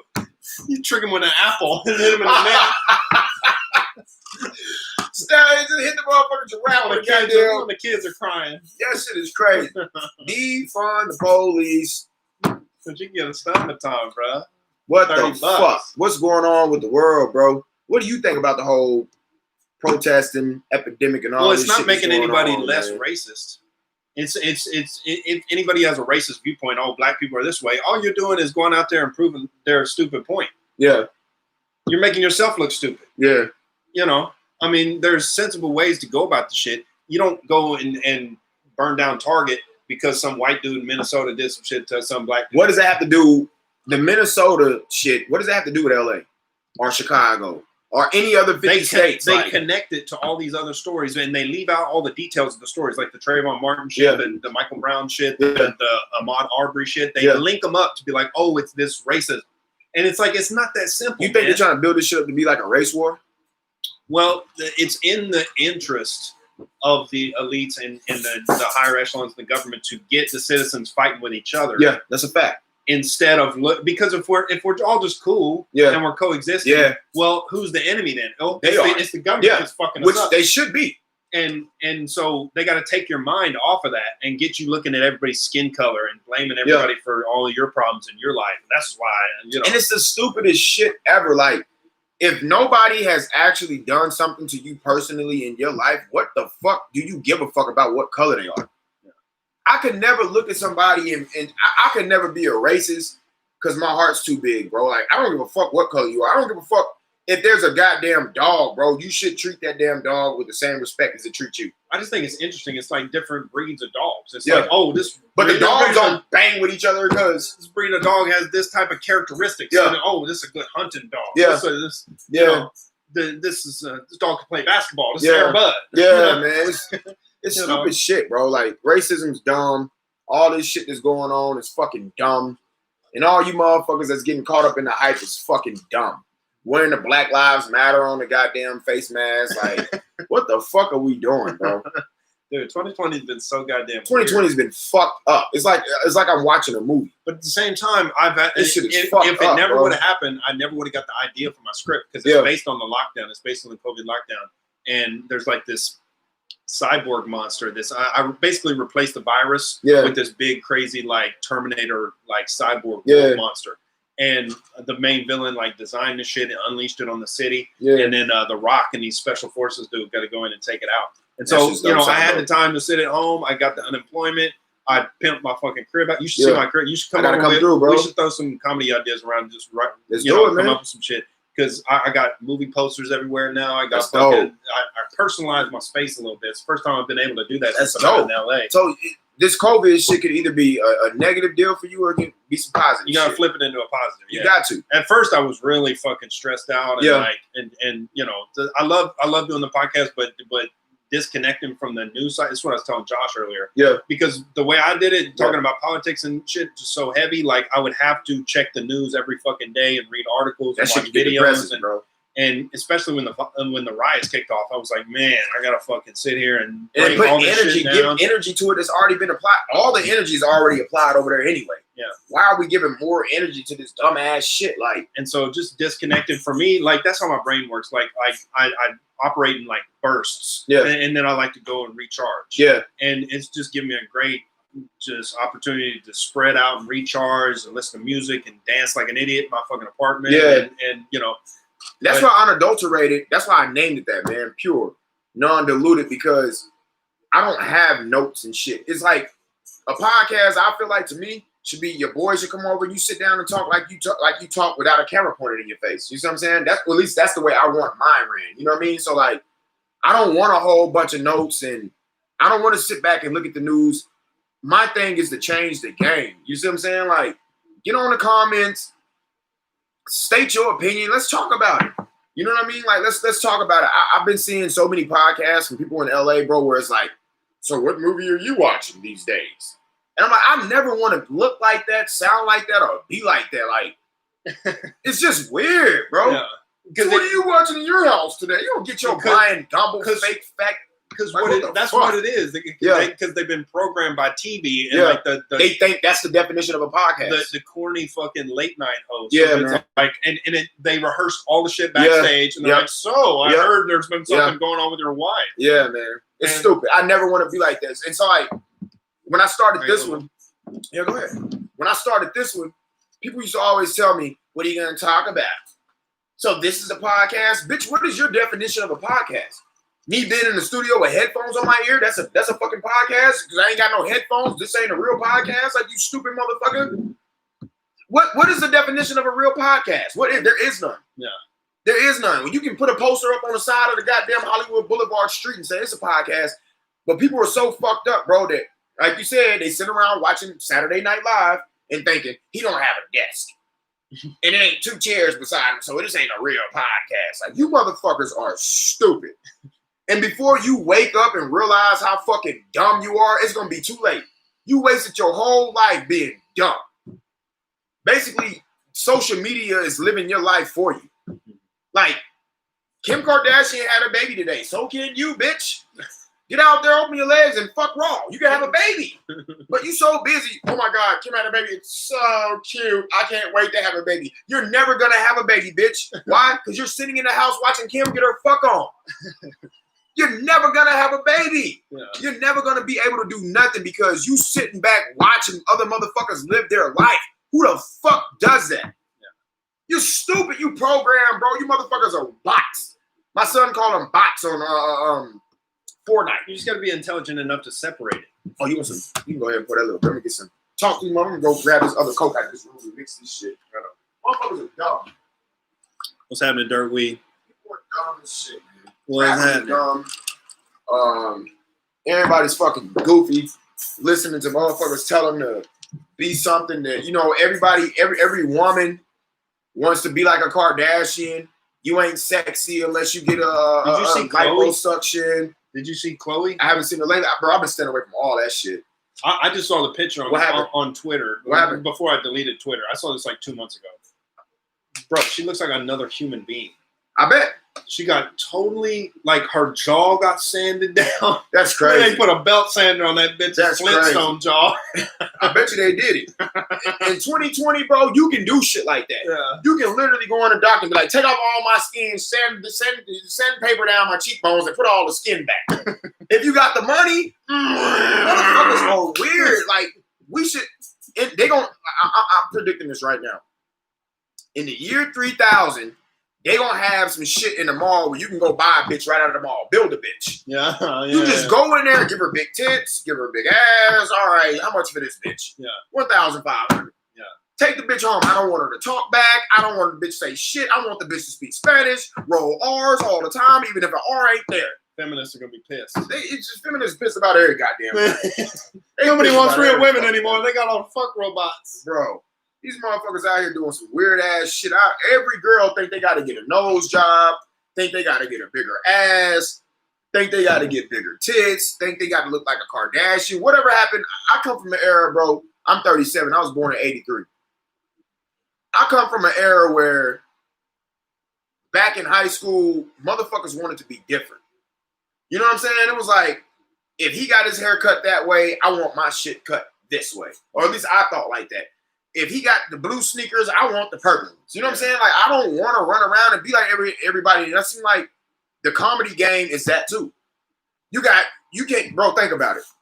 When we doing stand-up, you got people that steal Kevin Hart swag, Dave Chappelle swag. You got Chris Rock over here. You got George Carlin over here. Everybody has something that they're trying to take from the other comedian and apply it to them. And I'm like, bro, they became superstars because of who they are, not because they were imitating somebody else, bro. Well, in the start, they probably did. I never imitated nobody. Because I've heard George Carlin talk about how he... Well, Richard Pryor did, Bill Cosby. Yeah. And he watched Lenny Bruce. Go ahead. I'll take a little ice, too. Okay, cool. But you eventually, through the work of it, you learn how to just be you. And the real you comes out and you become unique. Yeah. Well, I can honestly say, bro, I've never, me myself personally, I ain't never tried to imitate nobody, man. Because I feel like I couldn't imitate them. I don't know how. I don't even know how to do me. Be a destructive asshole. I'm not even an asshole. People think I'm an asshole because I be roasting people, and I'm not really even trying to be an asshole. It's just like that's what I grew up on. But LA, Hollywood, I can't say LA because we don't live in LA. We live in Hollywood. Is the most sensitive bunch of motherfuckers I know. If you start roasting somebody, where's your material? You don't have any. No, you just don't want me to get on your ass. Fuck the material. You don't want to be the buddy. It's like, you got to expect that if you get into comedy. What are you doing? Why are you coming to a comedy show and expect not to be fucked with? I'm supposed to be getting famous and hanging out at the Comedy Store. I'm not supposed to be getting roasted by Clean Talking John and North Hollywood. Roasting your ass. I'm roasting you. If you come to my show, it's my job to entertain you. Yeah. I'm going to fuck with you. You can't get, but it's crazy. People don't want to be fucked with, but they so quick to jump underneath your fucking podcast or Instagram post and say weirdo shit. Yeah. But, God forbid I say something back to you at a goddamn show. Yeah. But you can sit underneath the post and troll all goddamn day. See, all day. That's why social media, like Twitter is just cancerous. I don't even fuck with Twitter. You go on there and it's like, man, it's just the type of shit that gets promoted. It's just disgusting. I started a Twitter account and I didn't know what the fuck I was doing and never got back on it. The whole point of this shit is like to amplify what you already got going on. It's so hard to, like build a podcast from nothing. Yeah. It's so hard to be like go viral. Yeah. It's like I was saying, like focusing on it kills the creativity. Yeah. It's like if you're focusing on going viral, it's not going to happen. Yeah. But if you if you get good as fuck at what you do and lead with that, then everything starts to build with it. Yeah. Then people want to follow you on Twitter or whatever the fuck, or watch your podcast. And it's like, I feel like that. I gotta sell a script. I gotta start getting paid for stand up and get good enough to fucking. I just told Chris that. I said, Chris, he want to do a little mini tour, and I told him, you know what? They know what the fuck this is. We gonna get the ghost is trying to take me out. Y'all know what this is. Unadulterated. Bitch. You see the lion back there, roar, bitch, Lion King. Shit. But that looks good actually. it does. I like that. But I had to, I got to promote myself, self-promotion and shit. Unadulterated. But I was telling Chris said he want to do a mini tour. And I told him, I said, bro, we got to start getting paid. We can't travel to these cities and start doing shit for free. Like, we've been in the game long enough and been practicing at this shit long enough to where you got to start paying me for this shit. I'm not about to spend all my money to travel to your shit to entertain you. The fuck? You don't want to be entertained. Why am I paying to entertain you? That's why I dove into this script shit because I'm glad you did, bro. I've written 4 of them. This is my 5th one. Yeah. I got it down to a science, and I really was feeling it when I was in it. Yeah. When I was in this one, I was like, that's some hard, talented shit. This is something. It's brewing. Like, and it's everything that's going on right now, and it's mixed up in this big fucking action story. So if I can fucking sell one of those and get my name stamped on something like that, then that frees me up for everything else. Yeah. I can just focus on comedy and scripts 100% of the time. I can fly around the world if I want to. Yeah, that's what I wanted to do. Me and Kevin Paul were talking about it. We want to go to fucking Europe and go visit Bradley Murray. That'd be dope. Go hang out with that. Bro, I'm moving to Puerto Rico. Soon as every fucking... Yeah? You want to pay taxes? I'm moving to Puerto Rico. Nah, it's just something about Spanish women and blue water. Yeah. I'm cool. Yeah. Bitch, roll your R and dance. You know what I'm saying? I'm moving to Puerto Rico. People think I'm bullshit. Like, I'm really moving there, bro. Like, my thing is to get the fuck out the U.S. I don't want to get rich and stay here. For what? I want to get the fuck out of here, bro. My goal is to get the fuck up out of here. I can't lie. I want a house in the hills. Fuck that. Y'all get a house in the hills somewhere in Puerto Rico or some shit. I want that Once Upon a Time in Hollywood shit. Man, Have you seen that? I haven't, but... Dude, his house in that shit. It's like, it's not ridiculous. He's an actor on a TV series, the main character Leo. Yeah. And he just the way he pulls up into that fucking little turn drive, and it's on a little fucking hill overlooking shit. Yeah. And it's just I drive that up goes there. Back to that TV shit. I drive up there so much, but I drive up there on Postmates. Oh, okay. And I just feel it, and I'm like. And I see the motherfuckers that answer the door, and I'm like, "What do you do to get this? Is your Stress fucking out. This is your grandpa's house. Stress out. This is your I've went with you before, and some of the motherfuckers that open that door, I'm like, how did you get in here? Who hired you? Some of the ugliest chicks weirdos, I've ever seen. Bro. Like, weirdos. Who wants to even fuck you to give you this house? Weirdos. Everybody in their family died. I mean, you're probably a brilliant fucking coder or whatever. You're probably a doctor or something. But I'm just looking at you making assumptions. Yeah. I'm like, who even wants to fuck But it goes back to the fucking brainwashing shit, bro. Like, they show us these houses so much to your mind think that that's what you're supposed to live in. You know what? Rich people ain't even happy living in them homes, bro. Like, real rich people don't live above their means. Them motherfuckers are the most incognito motherfuckers you know. The motherfuckers that you see with the busted up clothes. And I would be the same way. I don't want people to know I'm rich. I don't want a cribs mansion. I don't want to fucking get robbed and shit, bro. I mean, I'll take a cribs mansion. But what I'm talking about is like just one of them, like, one of them windy roads up there, and then it's like a cliff, and then it stacks down the fucking cliff. Dude. And with the open fucking window and the oh my god. Oh, it's beautiful. Dude. I can't do it because I can't watch a scary movie by myself in that big ass house. I need some shit where the rooms is, close together and shit. I can hear all the noise. I just want to be to hang off and look over on my perch like Batman. I want a 2-bedroom apartment, not apartment, but a house with ocean view and stars. I'm cool. I don't want a big ass. Just give me something where I can goddamn see the ocean and a whole bunch of stars around me. I'm straight. And you know that guy from that 70s show, the dude with the afro, with sunglasses. I never watched it. Danny Masterson. Oh, I've seen him, but I never watched it. Hyde was his name on it. He was like the cool guy that got all the girls or whatever on that 70s show. Yeah. He was living out here, and he's from a rich family and everything. They're all connected into Hollywood, and he was in Scientology. Yeah.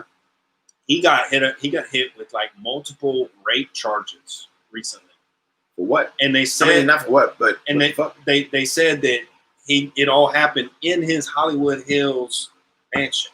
Can you imagine how pathetic you are if you got a bitch coming over to your Hollywood mansion, her panties are already wet, She sees your porch in the driveway. Her panties are soaked. Weirdo. And then you still end up being so creepy that you rape. Like, what is wrong with... Sorry for spitting on you. No, you good. You can spit on me. It's, bro, people are... Women. Let's get on them, too. Just because you said that, and it's going to tie into it. I do not understand a woman that is so amazed by a big house in a car when you can go out and do the same shit for yourself. Well, you know what it is? They don't want to win. They want a winner. They want to be married to a winner. They want to be spoiled. Because female, in general, there's some women that are different that are alpha types that want to dominate, but in general, they want to be dominated. Yeah. And that's when they're the most happy, is when they feel secure, is when they have a man who has all the resources, and it's status. Yeah. It's not even like, oh, he could buy me shit. Mm-hmm. It's some of that, but it's like, oh, other men respect the fuck out of him for what he's got. And so he's like a leader of men in the psychology of it. And so they're like, oh, like in that hunter-gatherer shit, in the evolutionary shit, they're like, oh, this guy, he has the status in this group of men, and so he's the most valuable. And so I want to be with him. You're a weirdo. You bitches out there are weird for that. I don't get it. Like, you can do the same thing. I have a problem with people not trying to figure out, okay, look, God put us here for the people that believe in God, and even for the people that don't believe in God. I'll put it this way. You were put here for a reason. Your reason, you are in control of finding the reason or making your reason or your purpose for being here on earth, if that makes sense. Like, you supposed to go find your talent, bro. Like, I feel like everybody wants shit handed to them on a silver platter. You don't have to sit here and find you a powerful man. Like, you can do it too, though. But that's it's different for women on some level, because their status comes from how they look. Facts. And men don't give a fuck if a woman has money. Men, you motherfuckers need to stop putting these women on pedestals, bro. You don't want to got these bitches out here tweaking like that, thinking they just entitled to every motherfucking thing. That's bro. part of that's the capitalist. crazy. That's part of the capitalist game, though, is because as soon as you get the money, you get the pussy. I don't even. And so, but that's what they say. Again. But also, you got to not be a creep and rape in your Hollywood mansion. Like, come on, bro. But also at the same time, some women ain't about money. I'm telling you, bro, since I've came out here to LA. Yeah, that's true. I've met women to where I was like, I had to ask them, like, what the fuck do you want? But like, you got game though. You got some. I don't. You got some shit that guys don't have. You got confidence in yourself. You know who you are, and you know you're comfortable. You want to know what gets them? And you're funny. So you know, I'm gonna tell you what gets them. And you don't look bad. I'm gonna tell you what gets them. And so you know, women see that as status just as much as money. But you know what get a woman in LA? Because they're like, oh, he makes other guys laugh. They respect him. Yeah. And so it's that same status thing in the hierarchy. That could be that could be one. I'm gonna tell you what won me over with the women that has come into my life. Honesty. Being yourself and fucking being honest. That'll make you stand out here. Yeah, bro, because it's so much fake shit. They see so much fake shit out here, bro. Women are tired of it. They hear so many lies like, oh, I gotta wear Gucci, and you come out and be like, bitch, I drive Uber and I'm broke. Oh my God, I've never heard anyone say that to me. What the fuck? There's people out here that's still real. I don't give a fuck. Why am I trying to impress you? I don't care. Just like your vagina work, my hand works. If you don't fucking like it, I can please myself just like you can with your own toy. I'm not here to please you. I don't care. I feel like guys lose the battle when they try to be something that they're not. Because guess what? You can be the richest man on earth and your bitch will still fuck somebody driving a Honda. Because you're a lame. You just a lame with a whole bunch of money. Money don't mean shit, bro. It don't. Honesty's gonna win every time. Every time honesty's gonna beat fuck shit a million times over. Every time. So for all you motherfuckers thinking you gotta get rich to get this, if you gotta get rich to get a woman, then the bitch ain't for you. Yeah, it comes down to status. Whether it be money, sometimes it's money. Sometimes it's how you look. Yeah. Sometimes it's your confidence. Y'all click you bond. Sometimes it's your skills. Yeah. Sometimes it's your energy. Sometimes it's because you shut the fuck up and listen to the bitch. Yeah. Not women. The woman. My bad. I never do that. You know, bro, all day long, I'm just I will sit on the phone, eat cereal, and just let this motherfucker talk with it on speakerphone. And then get my, I Dr. Phil these women, bro. Like, not on no game shit, because I don't think I have game. All I have is honesty. I don't run game on women. I don't got time to tell you bedtime stories. You see what I'm saying? Like, this is it. What you see is what you get. I'm not finna tell you no motherfucking story. Yeah. So what is it about you? So what's your story? I had so many women in LA. So what's your story? What story? You ain't never got shot, bitch? No. What? No. Fucking got shot. Well, every guy in LA has a story. Well, I'm not them. I ain't never been shot, bitch, and I cry watching movies and I like Michelle Glockman, bitch. The fuck is wrong with you hoes? Like, why every motherfucker gotta be a thug out here? I'm not, man. Fuck out of here. What's up with y'all, man? Y'all in the motherfucking comment things. Talk to me, man. Say something about the chat. How many of y'all motherfuckers agree? How many of you motherfuckers on this goddamn chat be out here living your life to please women? And I know there's some of you weird motherfuckers in here that you go out your motherfucking way to please a woman. You work 39 fucking jobs. When is it the woman's time to please a motherfucking man? Huh? Why the men always got to do the motherfucking pleasing? Why we always got to go out and do every motherfucking thing? Not me for a long time. Good. A woman will get you a woman that's going to help you focus, bro. Some women they come in your life to fucking distract you. Some women distract the fuck out of you, bro. And when they start doing that and start getting in the way of your goals and shit like that, man, you need to get rid of them. Because your girl should always inspire you, man, to go after what the fuck you supposed to be going after, bro. They're not. You don't need no woman that's gonna take you off your game, man. And there's a lot of the motherfuckers. I've never met women like the ones I've met in LA. Too many crazy broad soul suckers. That's exactly what the fuck they are. Suck the soul out your motherfucking ass. Literally. I know people that come around and your energy be 8 bars high. And that motherfucker come around and just suck the fucking energy right out of your goddamn life, bro. That's a fact. What do you think about Nick getting back with Heaven? You know what? Every time I went over there, Nick and Heaven was cool. They vibed.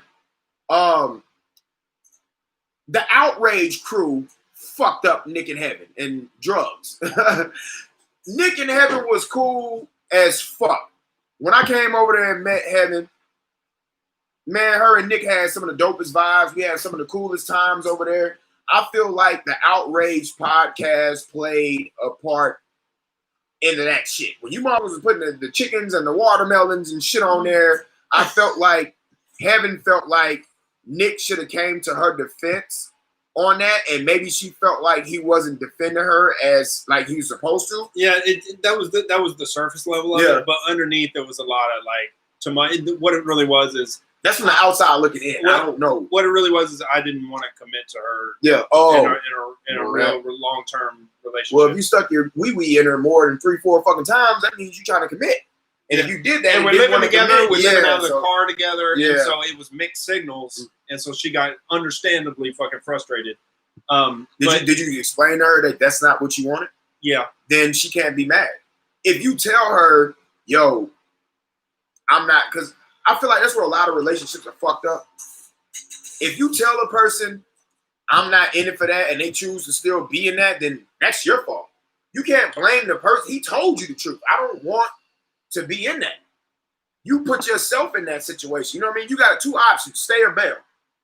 And I feel like I always gave females that option, bro, that I wasn't interested in like that. I've told females straight up, if you want to have sex, cool. But if you're expecting something out of that, I don't even want to have no sex with you. I don't want nothing with you because I don't want to lead you on. Because that's what I feel bad about with her is I feel like I damaged her. Yeah. because I took something from her. Yeah. You know, that old song, take another little piece of my heart, yeah, baby.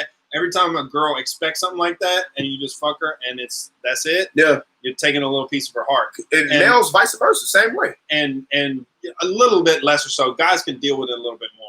Better. Me, I'm sensitive. I'm a Pisces. I'll tell you that right now. I look like a thug, but I'm a Pisces.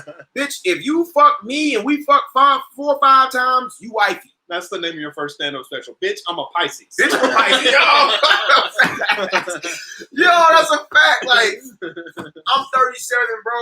I don't want to play games. And I feel like if you want a real relationship, you're definitely not gonna find it in Hollywood. And I feel bad because Heaven went with that crazy dude. Yeah. And he is now like he got real fucking abusive with her. And now you seen that coming. And then they broke up and now her family's trying to like get him canceled from the music industry and all this shit that he was trying to get into. And then it's like this big fucking like aggressive thing back and forth. And she was like asking me to, you know, I'm still cool with her and everything. We talk every now and then. That's good. And because we've known each other. She was the first chick I ever met in LA. Yeah. And so we got a lot of history and everything. We understand each other. But she was like, oh, you want to come over and hang out? And I was like, I don't want to be anywhere that guy knows where you are. That's because weird. He's looking for a vendetta, and he's a violent, crazy motherfucker. Yeah. And so it's like, I want a pistol on my hip. Yeah. If he knows where the fuck I'm at. Well, you already know. Just who the who? Because you Chris and the gang will fuck him up. Because I'm over there with her, and then he shows up. It's like, okay. Yeah. If he's in love with her, love will make you do some crazy shit. I told you, I climbed up 3 balconies to tell a bitch you ain't leaving. It was my baby mother. I said, bitch, it ain't on. That's some Shakespeare shit. Bro, I climbed up 3 balconies, took breathers in between the balconies. Don't call the cops. I'm just trying to get to the 3rd one. Hold on. Bitch, she was not leaving me. Tom Cruise. And climbed all the way back down the 3rd, you know what I'm saying? But it's like, I'm glad that's over because me and my baby mother are the closest friends ever. And I wouldn't want anything else but what we got right now. It's just friends. Like, that's it. You know what I'm saying? Because like I felt like we should have been that from the beginning. It shouldn't have been no relationship with us. We're good where we are. Co-parenting for my kids and friends. You see what I'm saying? Because like, I feel like people try to push something on others that it don't belong. You know what I mean? Like you try to force some shit that don't belong. It just don't. And kind of in the situation that I'm in right now is dealing with somebody that's younger than me. And I feel like I'm done playing games, but I don't feel like you are. You know what I mean? It's like, well, the game's never over with a woman. It ain't. You got to consistently win her over every day. Yo, and that's what I'm saying. Like, when does it change over for men? Bitch, win me over. Well, the thing is, they got the government on their side. Oh, that's a fact. Because as soon as you sign on that contract, yeah, you know, they're getting custody of the kids. They're getting half of your money. They got you by the balls. Yeah. And so the only thing you could do is a prenup or not.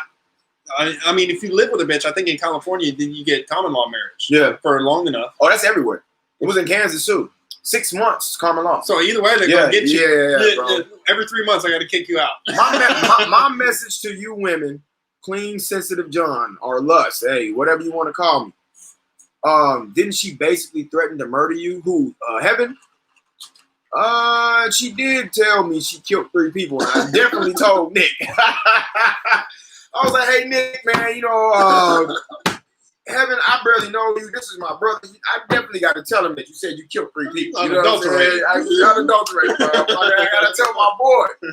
But women, man, I felt like, but they gotta what they get with you with in the first place is that status, that ability to attract other women. Yeah. And if you lose that ability, definitely. If you lose that ability, like Patrice O'Neal had the analogy where you're a fisherman. Yeah. And you're out there and you're catching fish and you're showing your homies the fish. Look, I could catch fish. Yeah. You know, and then the girls see you could catch fish. And so the girl that wants to be with you, she's the fish that jumped back on the boat. Yeah. And started flapping around looking at you. Yeah. You know, and it's like, and you're with her long enough and she's like, why do you still have a boat? Yeah. And you're like, what did you? That's why you're here in the first place, because I was a good fisherman. Facts. And so you got to keep your edge as a man, and your ability to. Our strength as a man is the ability to split. Facts. But also there's a weird thing that happens when you have kids. It's like the responsibility shifts, and you got to work it out for the kids. Yeah, and that's where that's the only where the place it gets hard, bro. Because I feel like sometimes my kids are like, I don't know. I haven't really sat down to ask them, and I plan on doing a podcast with my kids about parents that separated, because I feel like a lot of people can touch up on that. Because I'm just like, yo, I feel like it's a better, but it's so fucked up. So in other words, what I'm trying to say through all the stuttering and shit, choose your partner wisely, man. Like, make sure she's your best friend and all of that, because once kids come into the equation, you're going to make shit 20 times complicated, bro. Like, if you're not dating your best friend, that split from the kids is fucked up. It's fucked up. I don't care how bad you is, how good you and the baby mom are on terms. The kids having to live two separate lives. You see what I'm saying? It's the stepmom and then the mom and the stepdad. That shit's fucked up. I will never go through that shit again. I wouldn't wish that on my worst enemy. It's fucked up, but it had to happen. You know what I'm saying? Because I feel like I forced that relationship because of my kids. I wasn't in love like that, and that relationship was super awkward, but it was like, since we got kids, I don't want to be a deadbeat father, so I'm going to stay in it for 15 years just to make my kids happy. But that's torture to you. Like, that's fucked up. Like, every day in your life, you just want to die because the relationship is fucked up. You know what I'm saying? And then I don't know, bro. That's a fucked up thing, man. Choose wisely, man. Choose a partner wisely on who you plan on having kids with, because it's not just damaging to you, man. It's also damaging to the kids, too. You see what I'm saying? And then you come out to L.A., you're fucked. These women out here, bro, are looking for a motherfucker with food. You can fuck a bitch for a steak slab out this motherfucker. They so broke out here, bro. They ain't never had no money. They ain't never seen nothing in their life, bro. These bitches out here don't even know what it's like to have their own apartment. There's women out here, bro, that still live with their whole family tree, bro. Like, literally, like, grandma's in there, 17 cousins is like in the next room, uncles, and you know what I mean? So their mentality is find somebody with their own spot who's making money so I can go leech off him, pretty much. You know what I'm saying? It's just like, LA ain't all cracked up what you think it is, bro. It ain't all what people make it to be on TV. You know, oh, it's a good life out here. These motherfuckers in LA really want to move out, but they don't have the funds to do it.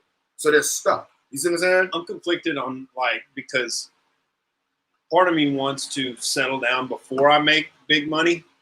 You better do it, bro. So because then I know she's there for me. Yeah. But part of me wants to make big money before I settle down, because then I'm gonna get the top shelf. No. You're gonna get somebody that loves you for what you can bring to the table, not somebody. Look, because that shit's gonna be all bad, bro. Like, everybody, life is up and down. You see what I'm saying? You want a chick from the bottom to the top because she knows how ugly it is once you hit bottom. A chick from the top, all she knows is top shelf. So when shit go bad, what if you fall deeply in love with this motherfucker and shit go bad, you gotta eat some noodles and shit. That's fucked up.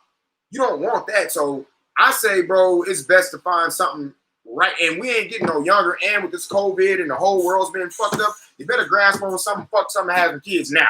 You know what I'm saying? At least bitch gonna die with a baby in the stomach. You know what I'm saying? That's pretty fucked up. You take that back. The world is fucked up, man. There ain't no more time to be wasted, bro. People be out here wasting time like it's just, like you just guaranteed tomorrow. Like, I can't stand young people sometimes, bro, because they're the main ones that be like, I'm only 16. Bitch, a 16-year-old died yesterday. Yeah.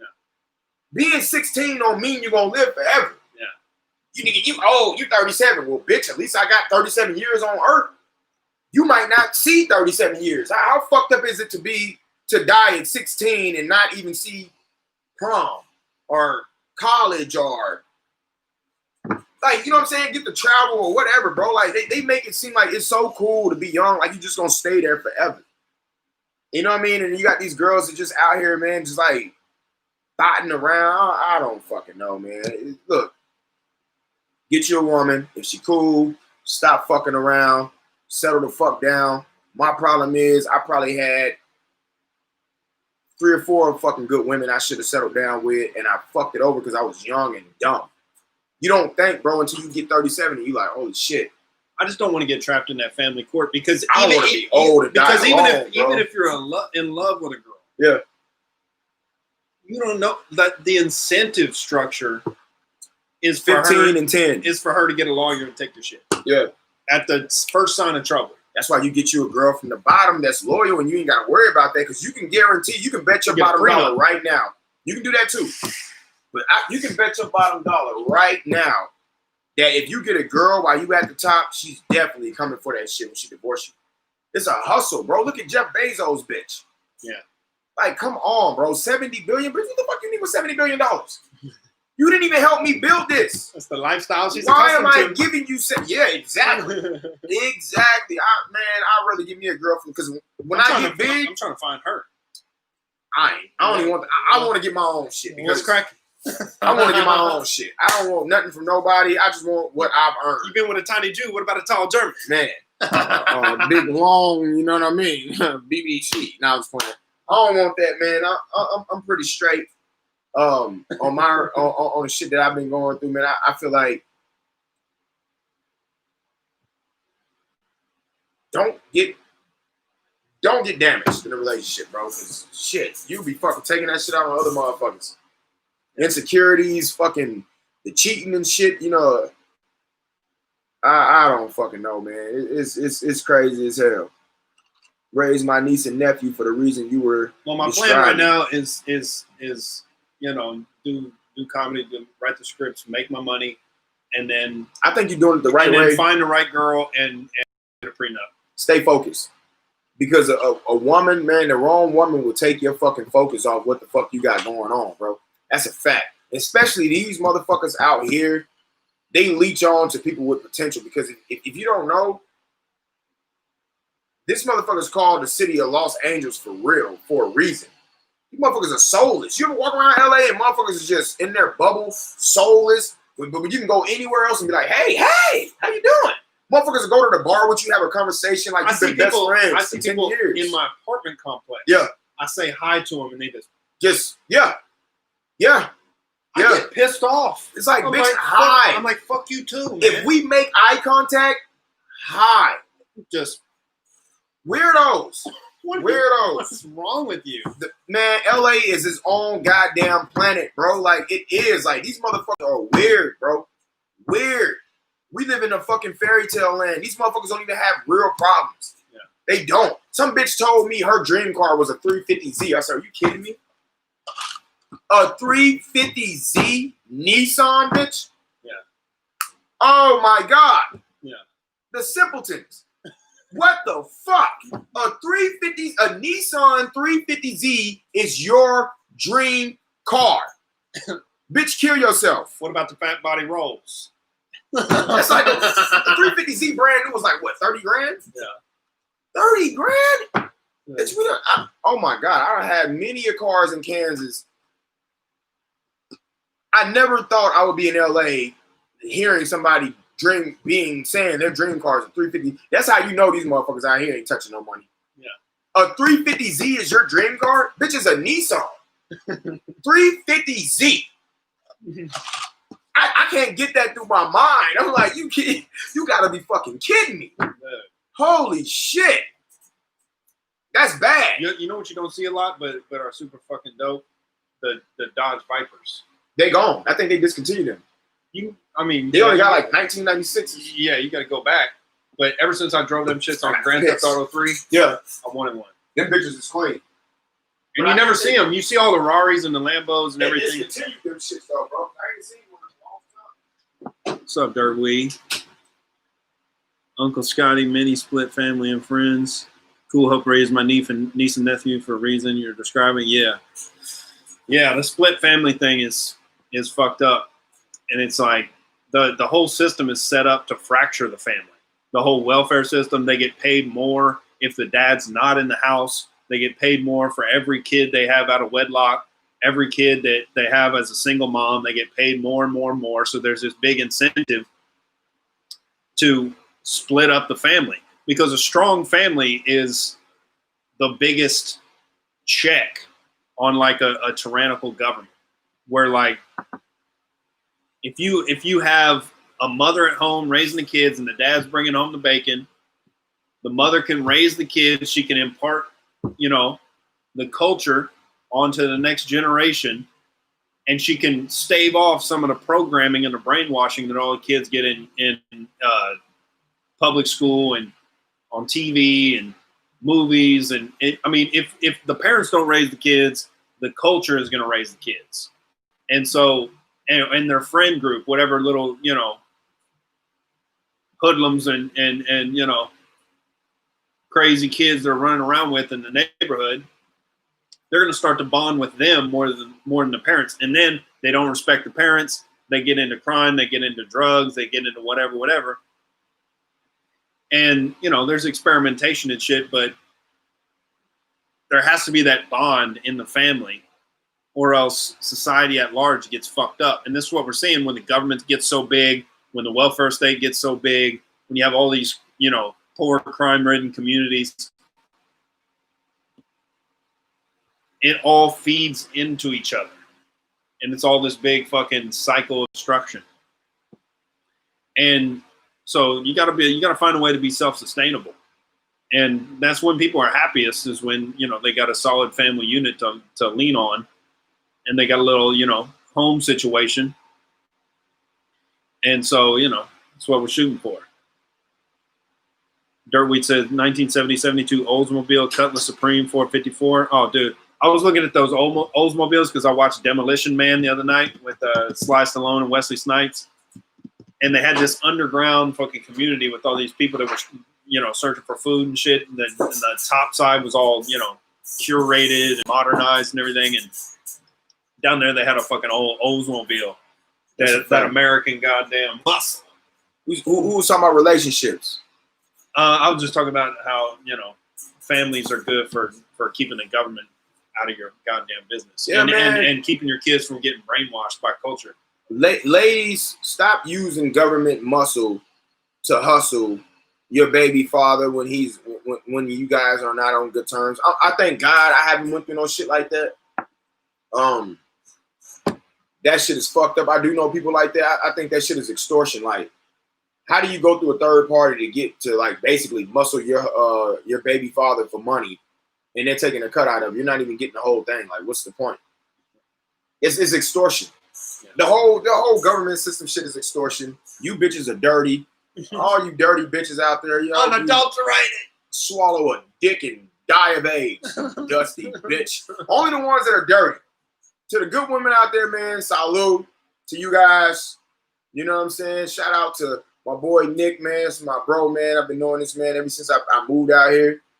I'm usually doing his podcast, and this is my first time, starting my own thing. I'm happy I got it kicked off, bro, because I've been saying this shit for the longest time.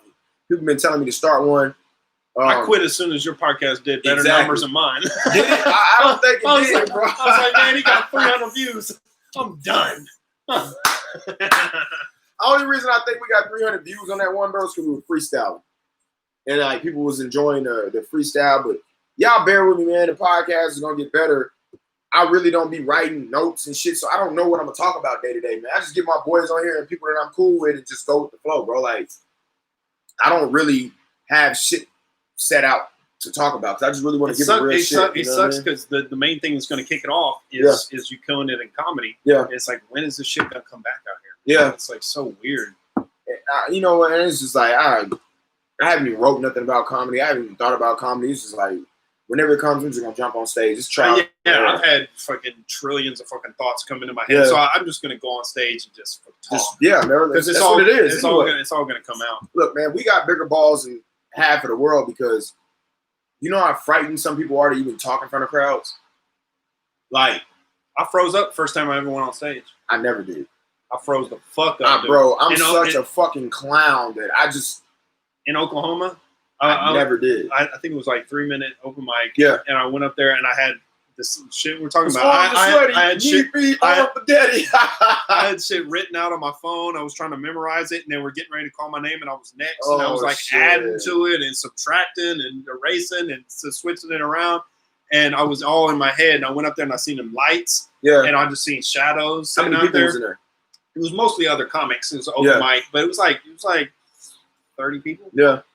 And it was springtime, and so my first line was, it's springtime, so the girls are bringing all the titties out. Yeah. And I had some thing I was getting ready to go into, and I forgot to transition into it. Oh shit! And I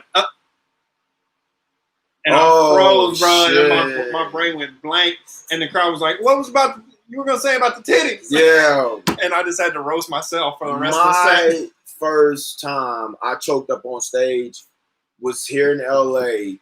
Not because I was nervous, it's because I had been heckled in a way I've never been heckled before. A white lady started crying, yelling out, "Why are you so angry?" And I said, "What the? How do you come back to that?" Yeah. And I'm like, King Roaster here. Because you can't double down on that. You can't. And she can make that shit go absolutely bad for you. You know what I'm saying? And I'm like, somebody get this bitch an antidepressant. So you almost got to apologize. Yeah, to her. I'm like, yo, I'm sorry. And she kept saying it. But why are you so angry? And I'm just like, this shit is fucked up. I've never. The long history of white women ruined comedy now, shows. I wish a bitch would say some shit like that. I'm going to roast you till you kill yourself. Like, that's my job. That's my goal. To roast a bitch and have her just go right outside and bow. I want to roast a bitch that bad. Do that shit in my show now. Do it. I built that confidence that I dare you to do. I dare a motherfucker to say some shit in the crowd now. Because 9 times out of 10, when I go on stage, bro, it's so crazy with me with this comedy shit because I never go with set shit. I never know what I'm going to talk about. Everything on stage right then in that moment is all freestyle. Even when I do open mics, bro, I don't have material. I don't. I just use day-to-day. What happened to me today in my life, I go talk about it. I'm never gonna write material. I make bullet points and shit so I don't forget, and then I end up forgetting it anyway. I'm gonna go off the crowd. The most, whatever energy you give me, I'm gonna give back. And I know when I have a good crowd, because from the moment I go in that bitch and be like, "What's up?" and then you like, you got a crowd.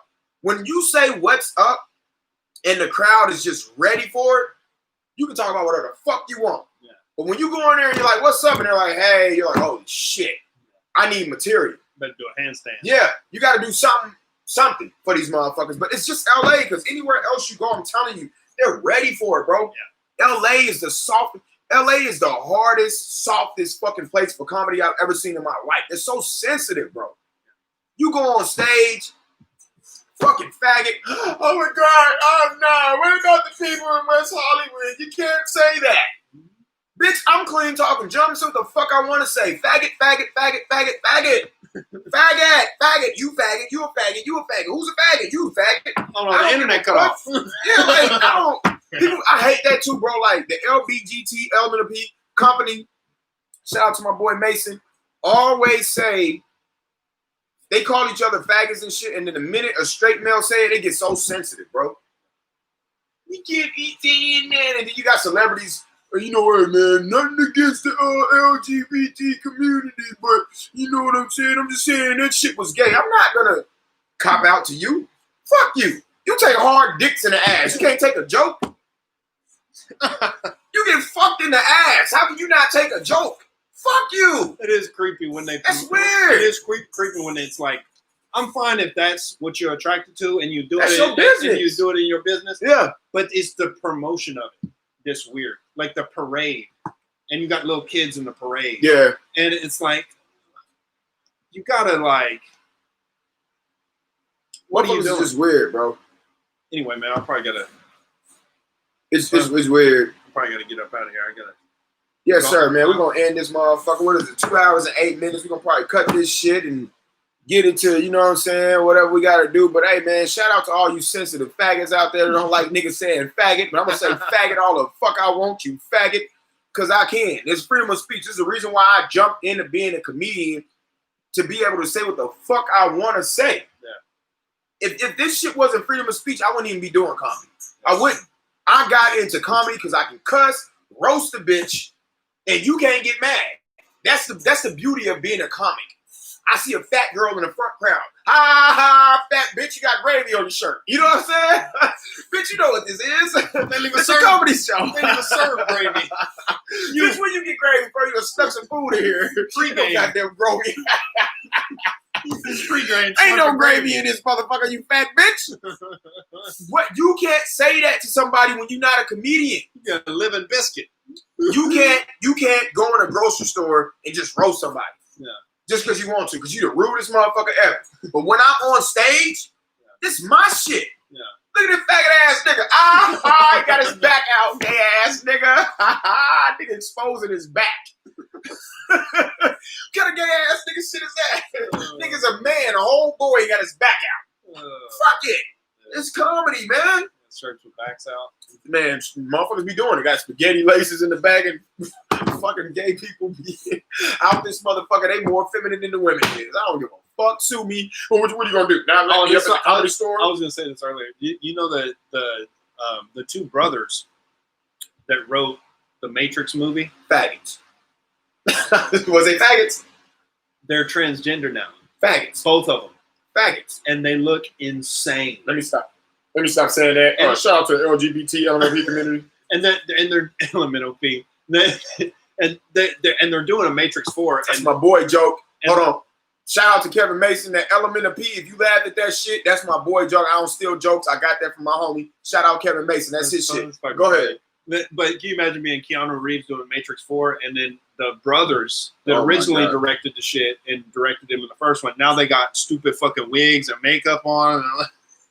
That's why I don't really want to get into Hollywood all the way. You know what I'm saying? It's just a weird. I didn't send shit. an email to them. I sent an email to everybody else in Hollywood about my script. You might want to stay away from them motherfuckers. Doing all kind of shit. Shout out to my boy KB, man. That just came up in here, man. What's up with you? Out of Kansas, man. And shout out to everybody that's in the chat room. I'm gonna get better at this shit. I'm just now starting off. I've never done a podcast, so I don't know what the fuck I'm doing, but I'm gonna figure it out. So bear with me. Keep coming.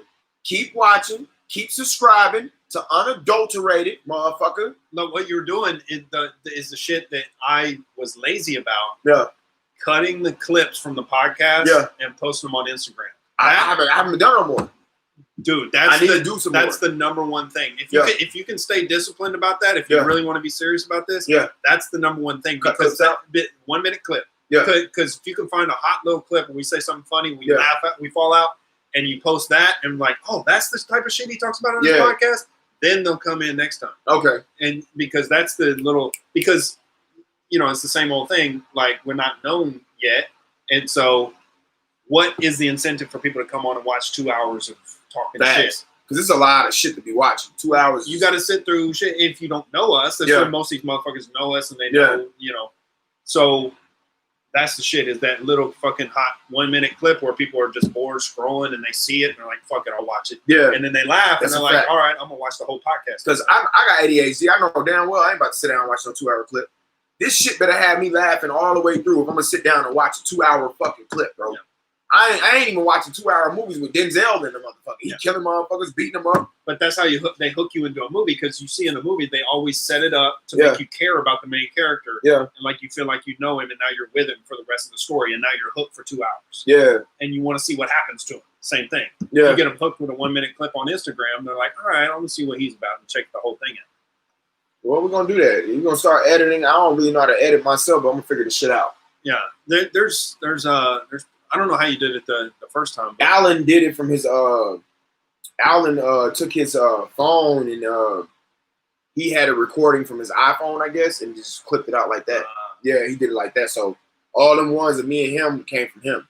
Came from the iPhone and shit from his phone. I think you can do, there's little programs, I'll show it to you. It's called 2gram. Okay. And so you can take a full YouTube clip and it'll let you chop out a 1 minute clip and post it right to Instagram. Oh shit. Okay, well shit, I'm gonna do that. Hey, thank y'all for tuning in. You done heard me and my boy Nick, man. It's my bro.